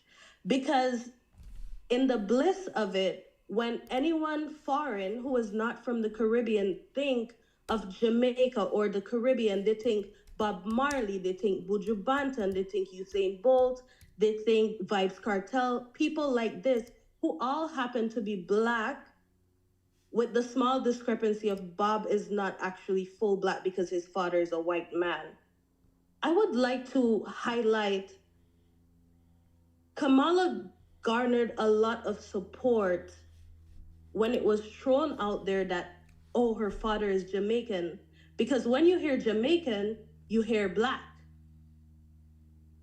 Yeah. So for me, I realized that people would argue that her father is not Jamaican, he's Indian. Yes. There it is. He's Indian, but an Indian can be Jamaican. And from Ministry my of own family, my great... I have a bone to pick. Okay. Why are Ministry of Education? Hold on. I have a bone to pick. Go ahead. I'm listening. Go ahead. Sister, go ahead. There's one thing I wanted to show real quick. Are you there? Yeah. Go ahead. I was wondering if someone else was talking. No, it was, but it was a video that ended up going by mistake. Go on. I'm sorry. Go ahead. Okay. So from my own family, my great-grandfather, which is my mother's mom's dad, is a full-blown white man, Irish man, third generation Jamaican who migrated to St. Vincent. He is a full-blown white man, but he was Jamaican because his father was Jamaican, his grandfather was Jamaican. So you do not have to be black to be from Jamaica, the Bahamas, Grenada, Trinidad, and these countries, without knowing, has a great East Indian population because of what we called indentured servitude. They came over after slavery ended as indentured servants, being the first people to be paid. Just like right now, they are replacing Black Americans with these same Indians. That's exactly what they tried to do in the Caribbean. Oh, so what they played in the Caribbean is the same playbook. Yes. And what they did was intentionally deceive us into believing she was black by throwing Jamaica out there. But let me ask you, have you seen the series that Candace Owens done on the on Kamala's family? I watched one episode and I think half of the other, but I didn't watch the full series. No, you gotta see all of those. Man, how far the rabbit hole goes. The fact that she tried to act like she was down with us, and she comes from a rich family. Of course she does. A matter of fact, a rich family who received money through slave labor. She owes the Jamaicans reparations. And as soon as somebody asks her about what's going on with you letting your people through the border, let me tell you right now, I was raised, me and my sister, in a middle-class family. And there was a woman, and I called her auntie. And my auntie, she had the first business. It's like she comes with these straight lies. Why are you ashamed? Nothing is wrong. We're used to politicians coming from rich families, right? But she's trying to seem relatable to what she think black people are, which is insulting. Black struggle. Now let me show you this real quick. Here's something nice for you. Here's a Jamaican for you right here. Maybe she know Kamala. Right? Here's a Jamaican for you right now. Chinese Jamaican teaching history. Ministry of Education, I have a bone to pick with you. Why are so many Jamaicans ignorant of their own history? Why so much dunce people in my comment section? Oh my God, people, stop it. The Jamaican accent is not an African dialect. The Jamaican accent, like everything associated with modern Jamaican heritage, is in fact the byproduct of the cultural melting pot that our motto embraces. In fact, you see what they do? Yeah. They come in and then they tell the originators, the Maroons and everybody, no, that accent that you're famous for doesn't belong to you. Yeah. You hear this? Yes. Here go a Jamaican for you right here. And now she's telling the people, the Jamaicans, the accent that people have come to love and accustom themselves to when it comes to the grassroots Benjamites. I mean, I love their accents. And then they get the gall to actually face the people who created a culture, none other, to only claim it doesn't belong to you. Doesn't that sound eerily similar to what Kamala's doing, folks? Yes. Let me play it again because we need to hear what the real Jamaicans have to say right here. Ministry of Education, I have a bone to pick with you. Why are so many Jamaicans ignorant of their own history? Why so much dunce people in my comment section? She's Chinese, oh my God, people, stop it. The Jamaican accent is not an African dialect. The Jamaican accent, like everything associated with modern Jamaican heritage, is in fact the byproduct of the cultural melting pot that our motto embraces. In fact, in terms of cadence, it's most similar to an Irish accent. I've been shook enough now, to be honest, since Look at that. Uh-huh. That's why the Most High said he gonna deal with Asia. Because we never seen them. They've copied everything from Esau and undermined us, but we have ignored the culture vulture spirit secretly within these so-called Chinese people. We never seen how they play us close to get certain fashions, take back to China, and now they use these fashions after what? After spying our culture out to see what's trending. We never seen that part of the culture vultures that aren't Amalek or the synagogue of Satan. That's been their secret weapon for years, and that's why I went into that lesson like I did last Sabbath. They're the unseen culture vultures. I'm glad you brought that out, sister, and you would know this real time with your Canadian and Benjamite background. But go ahead, I'll let you end it out. Also, unlike a lot of Caribbean people, I would say from personal experience, I unfortunately went to a private school back in my country, and because of that, I was amongst what people would describe as the richer class of people, which it was a lot of Syrians, a lot of Chinese, a lot of Indians, and I had to spend 8 out of my formative years between the age of 5 and 12 amongst these people. I know how they do. I know how they play. I know how they get down. And many people would not understand the game and the benefits that comes with them being accepted blindly by us by claiming, oh no, I'm not like them. I'm from the Caribbean. When in fact, their generational teachings is anti-us, anti-everything that we stand for, that we have built, while simultaneously using these things to get ahead of us. Yeah. They are widely accepted by the rest of the world. And at the same time, sister, they are quietly, without saying anything, they're operating with silent, I would say, resentment for no reason. We've done nothing to these people, and they look down on us when they come amongst us. And guess what? It's not the other nations that really, I would say, prop them up financially to get generational wealth. It's usually them coming amongst us and being accepted by us. Yep. So I mean, we're gonna have to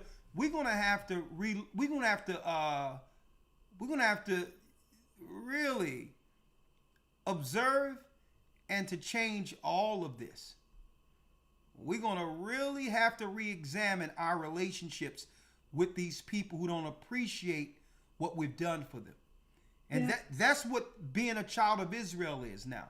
Understanding we belong to Christ and Israel, and the fact that we don't owe these people nothing. We have to get out of this mindset that everything else belongs to them and we need to share everything we have when these people come over with contempt, and resentment against our people who've taken care of their families and allowed them to actually aggrandize themselves as merchants within our communities.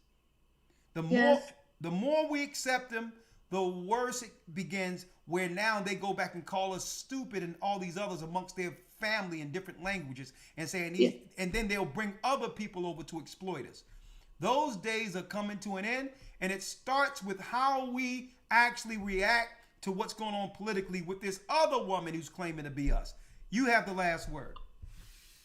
Also, Elder, I would like to add how from a very young age, I realized that it doesn't matter where you're from with these people, there will always be some sense of superiority amongst them. Because even though our parents paid the same exact fees, we wore the same exact uniform, they were not paying more and I was there on a scholarship. My father was in the US in Louisiana working hard to send me and my sister to a private education. And I was amongst them, and it's almost as if we were punished for it.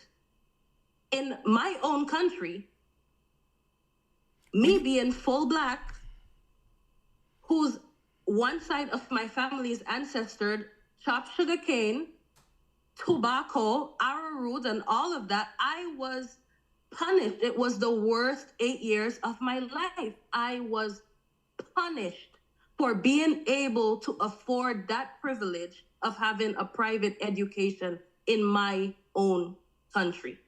And what you mean, what was the punishment?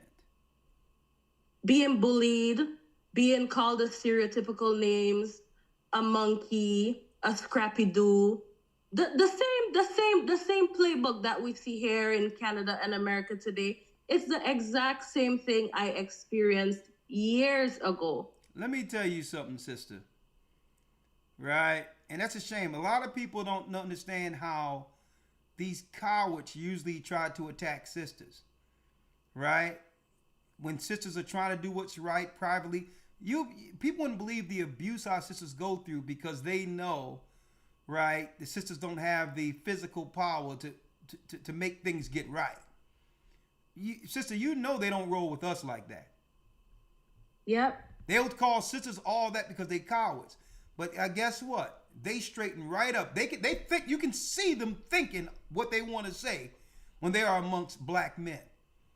Yeah. And now and the only thing, and guess what our response is? Even without speaking, just looking. I dare you to say that. But guess what? They don't hold back when it comes to our sisters and embarrassing them and calling them names because they're cowards. They're cowards. It's a shame you had to go through that, sister. But it's okay. I'm ashamed. But hey, guess what? Men are standing up now. We coming to the truth. As long as you all are by our side, our wives, our sisters, our family, hey, now they got to come through men for the sisters who want to be protected. Okay? Praise be to the Most High. And that time is here. Thank you, sister. Thank you, Elder. All right. Bless you. You can let yourself out.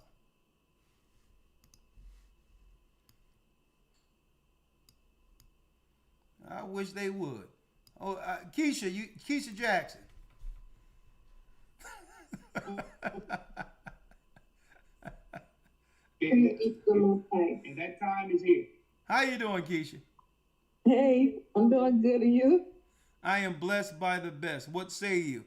All y'all sisters have no video on. It must be bonnet time, huh? No, my granddaughter stepped in here, so.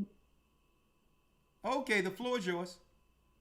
Yeah, so I was trying to find out. I really wanted to. I'm doing well, Elder. How are you? I'm doing well. Okay, got the red glasses on. All right. Yes. So I was trying to get in touch with you guys because I joined up with the I can't hear you. I'm sorry. You can't. You saying something to me? No, you can't hear me. I'm speaking to you. Okay. So I joined up with the Hebrew Bible Academy for November the 10th, and I've been watching you guys for probably like a little over a month, and I'm really interested in joining. And I've reached out. I tried to email and everything, and I really want to get baptized again. Where you from? Jonesboro. Well, I reside in Jonesboro, Georgia. Okay. Well, I'll tell you what. Have you sent an email to GOCCSouth@yahoo.com? No, I have not. Can I? GOCC South. Okay. @yahoo.com. Elder Lawyer will just give us your name, your location, and phone number, and someone will immediately. I'll have the elder over Florida contact you as soon as possible. Okay. And then I wanted to talk to you about the voting thing. Okay, go on. Floor is yours. So Should we vote? Because this year was the first time. Now, I normally have voted because of the simple fact, to be real honest with you, I was always looking at the fact that our ancestors, had to try to fight for voting and everything. And so this year was the first time I've ever said that I do not even want to vote. Okay, let me answer your question. It's not against the law to vote, especially if your tax dollars is going towards what's going on. Okay. Right? I don't vote. That's me personally, right? Right. But if I was going to make a political statement by voting, just like any other race of people, any other group, gay people aren't going to vote for Democrats. Why? Because the money allocation benefits gays through the Democrats. Okay. So gays wouldn't vote for the Democrats if there wasn't an incentive with businesses and all that under a minority that they can get, even as white people, even though white people are a part of the oppressor's class. So the same thing when it comes to immigrants. A lot of these illegals, they have an interest in doing certain votes because they're getting free money that they didn't work for. Okay. So if they're not paying reparations and nothing in specific for you and your people, then there's no need in doing it at all. Now, or there's other people on the ballot, you can do a protest vote that that ain't going to be for either party, but Right. They'll know you didn't choose them. Okay? So the whole deal is, if you're going to vote, then you have to make it mean something. But definitely don't vote for Democrats. 100%. They had decades to show that they'll do something for our people, and have failed. Okay? So I'll never tell someone, all the taxpayers' money that you've paid into this system, right? Even if your vote doesn't count and you sat on your vote and didn't vote at all, even if you registered and they see that you registered but didn't vote, they'll know why you didn't vote. See? Right. But listen, after the straight resentment and disrespect and straight destruction they have placed on our people will be a fool to vote for them. Outright. Who vote for the separation of their own families? The illegal replacements. Yeah. Of the job that you need to survive for your children. Who votes for them going into your schools, trying to transition your sons and daughters into a separate lifestyle outside of our moral codes? Who votes for the deletion of babies and still claim to believe in God and Christ? So anybody that vote for them at this point, after they have shown that they have straight resentment and hatred against us, must be out of their minds. They can't even tell you why they're doing it, other than, well, the other guy. If you have to use Trump and say, well, the other guy, as a reason for someone choosing you, that means you have nothing for me. Okay? Because black people don't vote for the other guy. They vote for Democrats. And why haven't you did anything for the people who've slaved in this country for you? So no more Jedi mind trick pointing to the other guy anymore. The only thing our people are asking for is what you owe them. Unless you're talking about giving our people what the United States of America owe the descendants of slaves, the tribe of Judah, FBA, whatever you want to call it, the freedmen, we have nothing for you. So that's my answer to that, sister. Thank you. You're welcome. Last but not least, I think you can let yourself out. Okay. Thank you. You're welcome. Pastor Wilmer.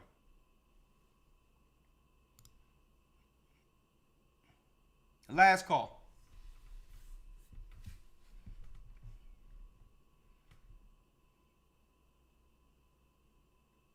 1 second.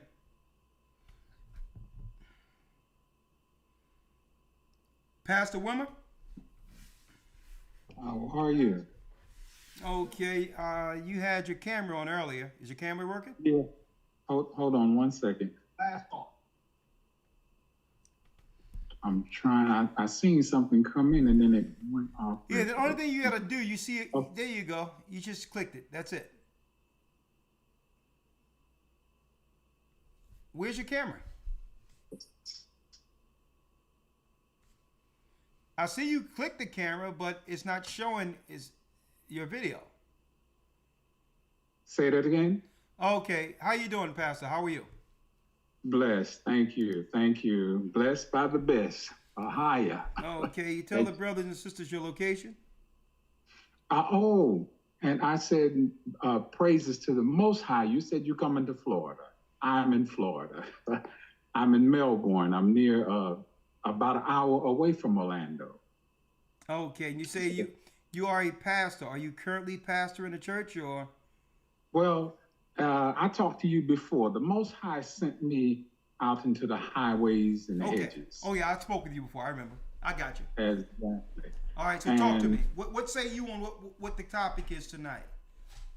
You know, I'm glad that we on this topic, you know, because I've spoken to Sunday worshipers, and it's a lot of even the elderly that are tired of the things that the Democratic Party stand for. And a lot of them are saying, why do Christians even support the Democratic Party? Because they're all about, you know, it's all about Satan. It's not, you know, going towards anything. It's not anything that God is representing in the Democratic Party. Mm-hmm. All the things that they're talking about is satanic. You know, the abortions, the homosexuality, you know, bringing the migrants into, you know, hurt God's people. You know, everything that the Democratic Party is about right now is, you know, of the Antichrist. Mm-hmm. You know, and then as the young lady was saying, because, you know, here in Florida, you know, I deal with a lot of Jamaicans, and they are so sold out because Kamala Harris, they talking about she's Jamaican, you know, and I'm like, listen, and I'm telling them, I said, look, but she don't stand for what you go to church, you know, you call yourself a Sabbath keeper, you're supposed to be following the law, statutes, and commandments, the Bible. I said, they push forward. First of all, that's the first thing that they always talk about is woman's right for an abortion. The Bible said, "Thou shalt not kill." I said, then the homosexuality. You know, hey, God tore up Sodom and Gomorrah for that. I said, what are you representing? I said, and then I said, I know that you not, you know, that your ancestors weren't here in America. I said, but we fought for y'all to be able to come over here. Yeah. I said, and now y'all are ready to, you know, tear up all the things that we voted, you know, that we fought for. We fought for the blacks to be able to come out of other countries to America. And it seems like so many of them, you know, like the young man said in the other thing, so many of them are sent here to, you know, like when I was in England, you know, when I spoke to some of the Africans, they say, well, the Black Americans, they're different. I said, what makes us different? I said, we are over there struggling just like you are over here. They say they're nasty, they don't work. I told them, I said, look, I'm an entrepreneur, I work for myself. Let's slow that down because we have to address that. And I'm glad that's coming to the forefront to why our people cannot truly advance. You know what? It's the spirit of tribalism Exactly. Where Africans can't even get along with one another is to why, even though them being the majority, they've been defeated and colonized on predominantly their own country. Mm-hmm. But it's a mindset. Even though what have been done to us, being given to the white man to be enslaved, we have never looked down upon the Africans as anything else but our brothers and sisters, and admired, and actually, believe it or not, fantasized to some degree, Africa as if it was Wakanda. Exactly. And it's deep that they have this negative perception in their mind about us being lazy, when if it wasn't for us dying and fighting in the civil rights against injustice as the minority in the United States, they would not even have an opportunity to benefit from the America we see today. And what I call that is ungrateful. Mm-hmm. That's ungrateful. To look at one aspect, which is the subbelly of our people here in America, and paint us with a broad breast because Amalek, the synagogue of Satan, only promote the subbelly of our community throughout the world. And it's a shame that our people believe that.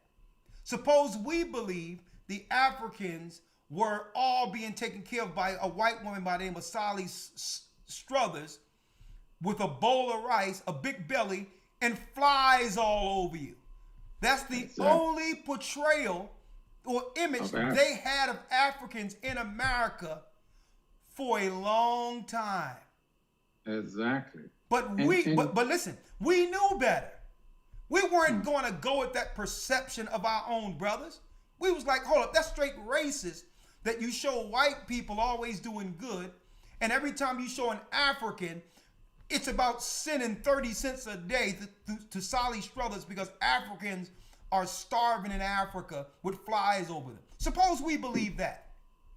And you know what? That's a part of our people. That's a specific people mindset of our people in Africa we're going to have to deal with. Because this is why Africans, our brothers over there, can't get on code with one another to actually get rid of the minority that have been that have been colonizing them. And they're the majority. And we were able to accomplish so much against the enemy as the vast minority here being thrown away as slaves. It's that tribalism and always seek to look at your brother as less than. Well, God is cutting that out. And we're calling that out. Either you're going to be down with us or you with the enemy. If you're going to go through their perceptions and believe what the enemy have plastered in your mind to believe about the brothers who've always did what? Support you. We've always supported Africa. We've always glorified Africa because that's our only connection we thought we had to our ancestry. So we're going to have to start checking that. And I'm going to tell you, Africans going to have to start checking that with other Africans. Yeah. I'm going to tell you that right now because this ain't the first time I heard that. Yes, and it's not just the Africans because I had a Haitian friend. And I remember one time we went down to Fort Lauderdale to the flea market. And because, I spoke a little Patois. Creole. Creole. I spoke a little Creole to him. The Spanish guy thought I was Creole at first. And he was talking about, yes, and talking to my buddy and stuff because he was talking to him and said, and I was asking him about some of the clothes. He told me, nah, man, we work hard. We ain't like, we come here, we got to work hard. We ain't like these Black Americans here, Black Americans, they lazy. I said, excuse me? He said, yeah. Hold up, brother. Let me show you how lazy of people we are. We're so lazy, we fought in every war. We laid all of the tracks that the railroads that the railways roll on. The on Empire the chain State gangs. Buildings and- We literally built Wall Street with our hands The when White the Dutch House, came over. Empire State Buildings, the monument. Not just the White House. Benjamin Banneker designed the whole Washington, D.C. The whole outline you see today was designed by a black man. We discovered electricity. We discovered the patents for the telephone. So let me tell you, someone must be out of their minds to come to a country that they had nothing to do with building, to say that the builders are lazy. Are the lazy. You know what? I wish somebody would say that to me so I can laugh in their face. Man, look. All right? Because let me tell you, the freedom you have to stand in the United States to call my people lazy is through the death of people like Nat Turner, Martin Luther King, Malcolm X, and people have fought to get our people next to us, thinking that you were going to add to our numbers against the enemy. The gall to think that you're better when your opportunity is only because of us. Exactly. And the hubris you're walking with, you can't even use that where you came from. Where is your gratitude? I wish someone would call our people lazy in a country our people built after getting thrown away by our own. And see, that's because they believe the enemy. Yeah, there you go. If anything, you should draw strength from what you see with Judah, who's willing to go all the way to the wall to defeat the enemy, even the minority as a minority. You should draw from that strength and use it as the majority to get some get right in the country that have oppressed you. See, that's what it is. The whole thing is, and I'm gonna show you why that strength Christ have given us in Babylon is so strong, being from the tribe of Israel, Judah. Because we were brought here against our will into America, we have no place to go. See, other people can actually flee the oppression or leave the oppression of where they come from to have a better life here after we fought for it. See? And that alone should come with some level of at least respect. And I'll keep it there. Yes. Like I was saying, the Haitian guy, man, I was upset for a minute. I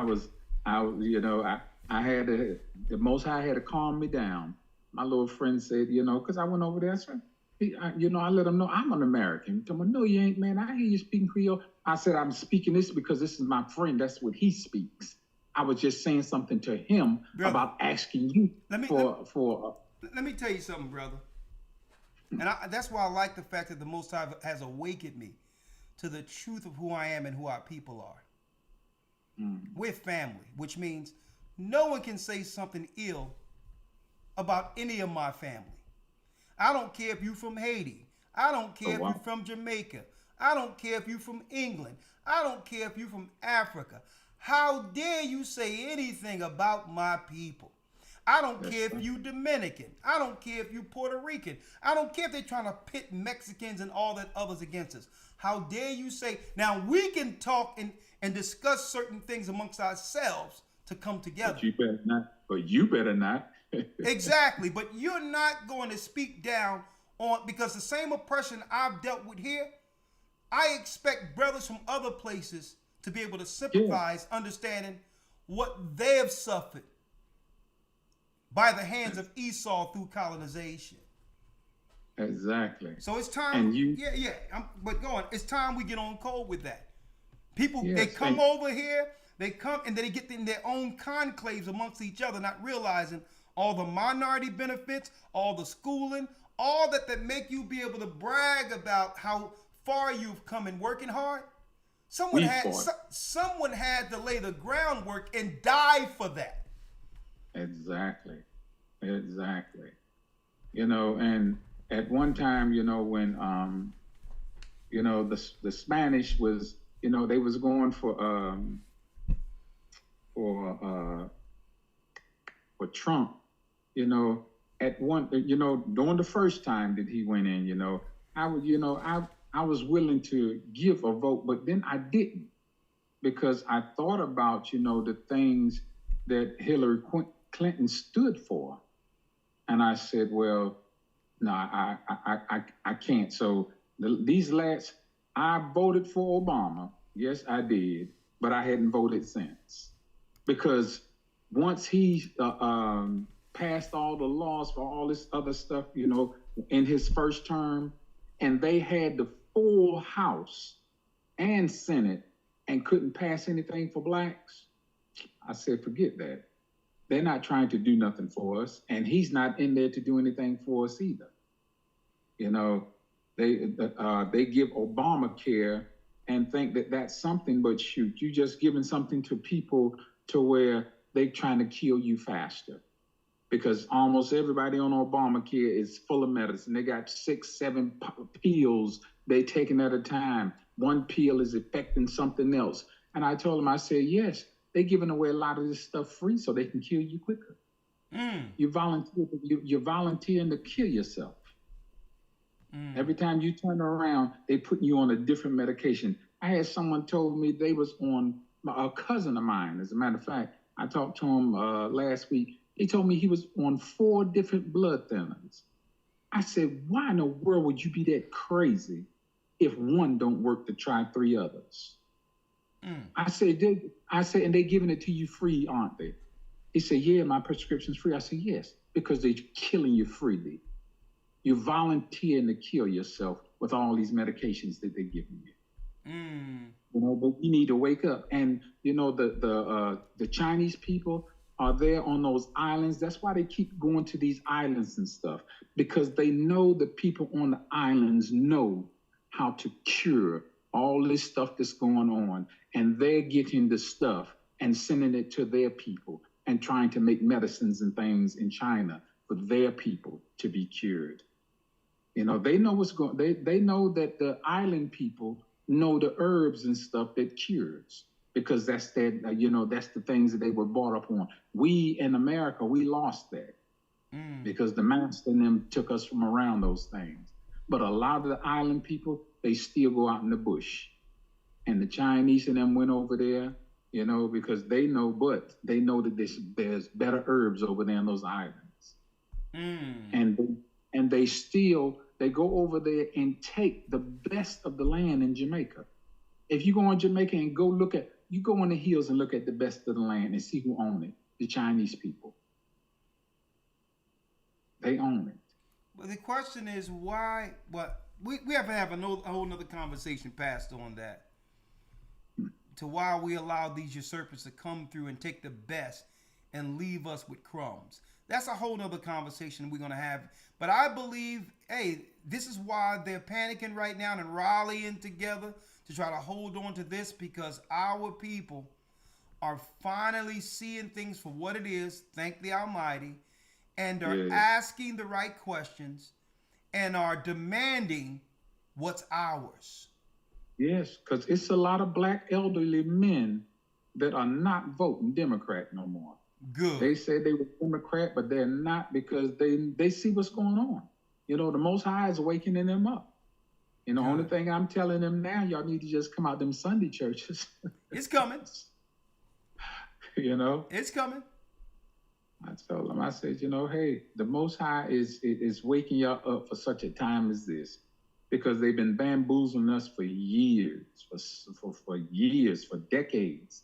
And we keep going, as you said, that every 4 years, they come and offer us something that they're not even thinking about giving us. It never come through. Yeah. The lie never appear. Yeah, because they need the voter base. Yes. But then after they get what they need, they throw us back into the trash. Exactly. And it's about time that our people wake up and understand that, guess what? They're not like us.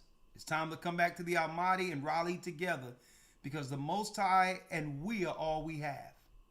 Thank you, my brother.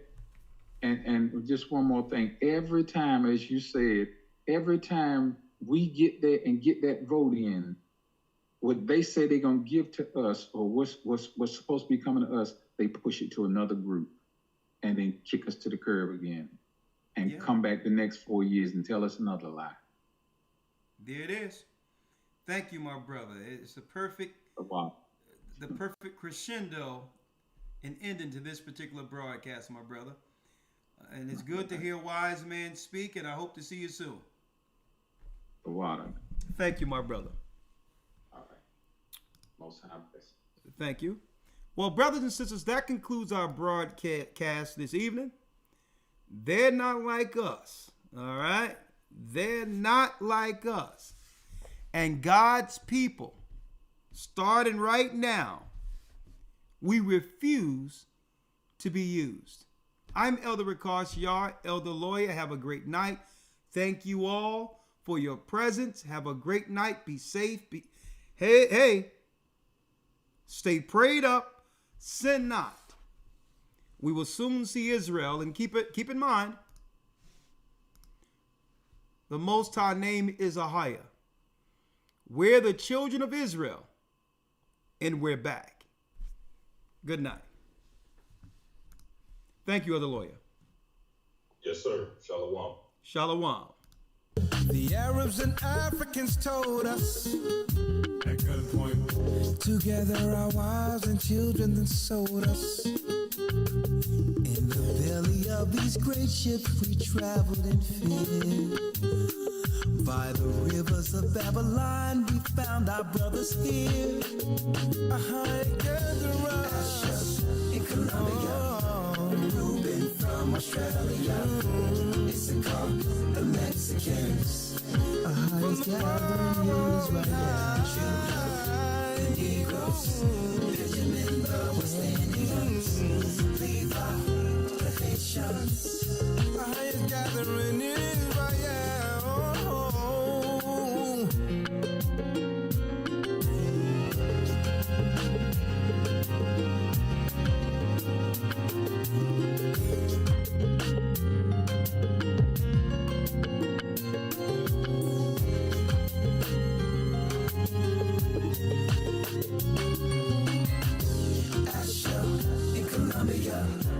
Reuben from Australia, Issachar, the Mexicans.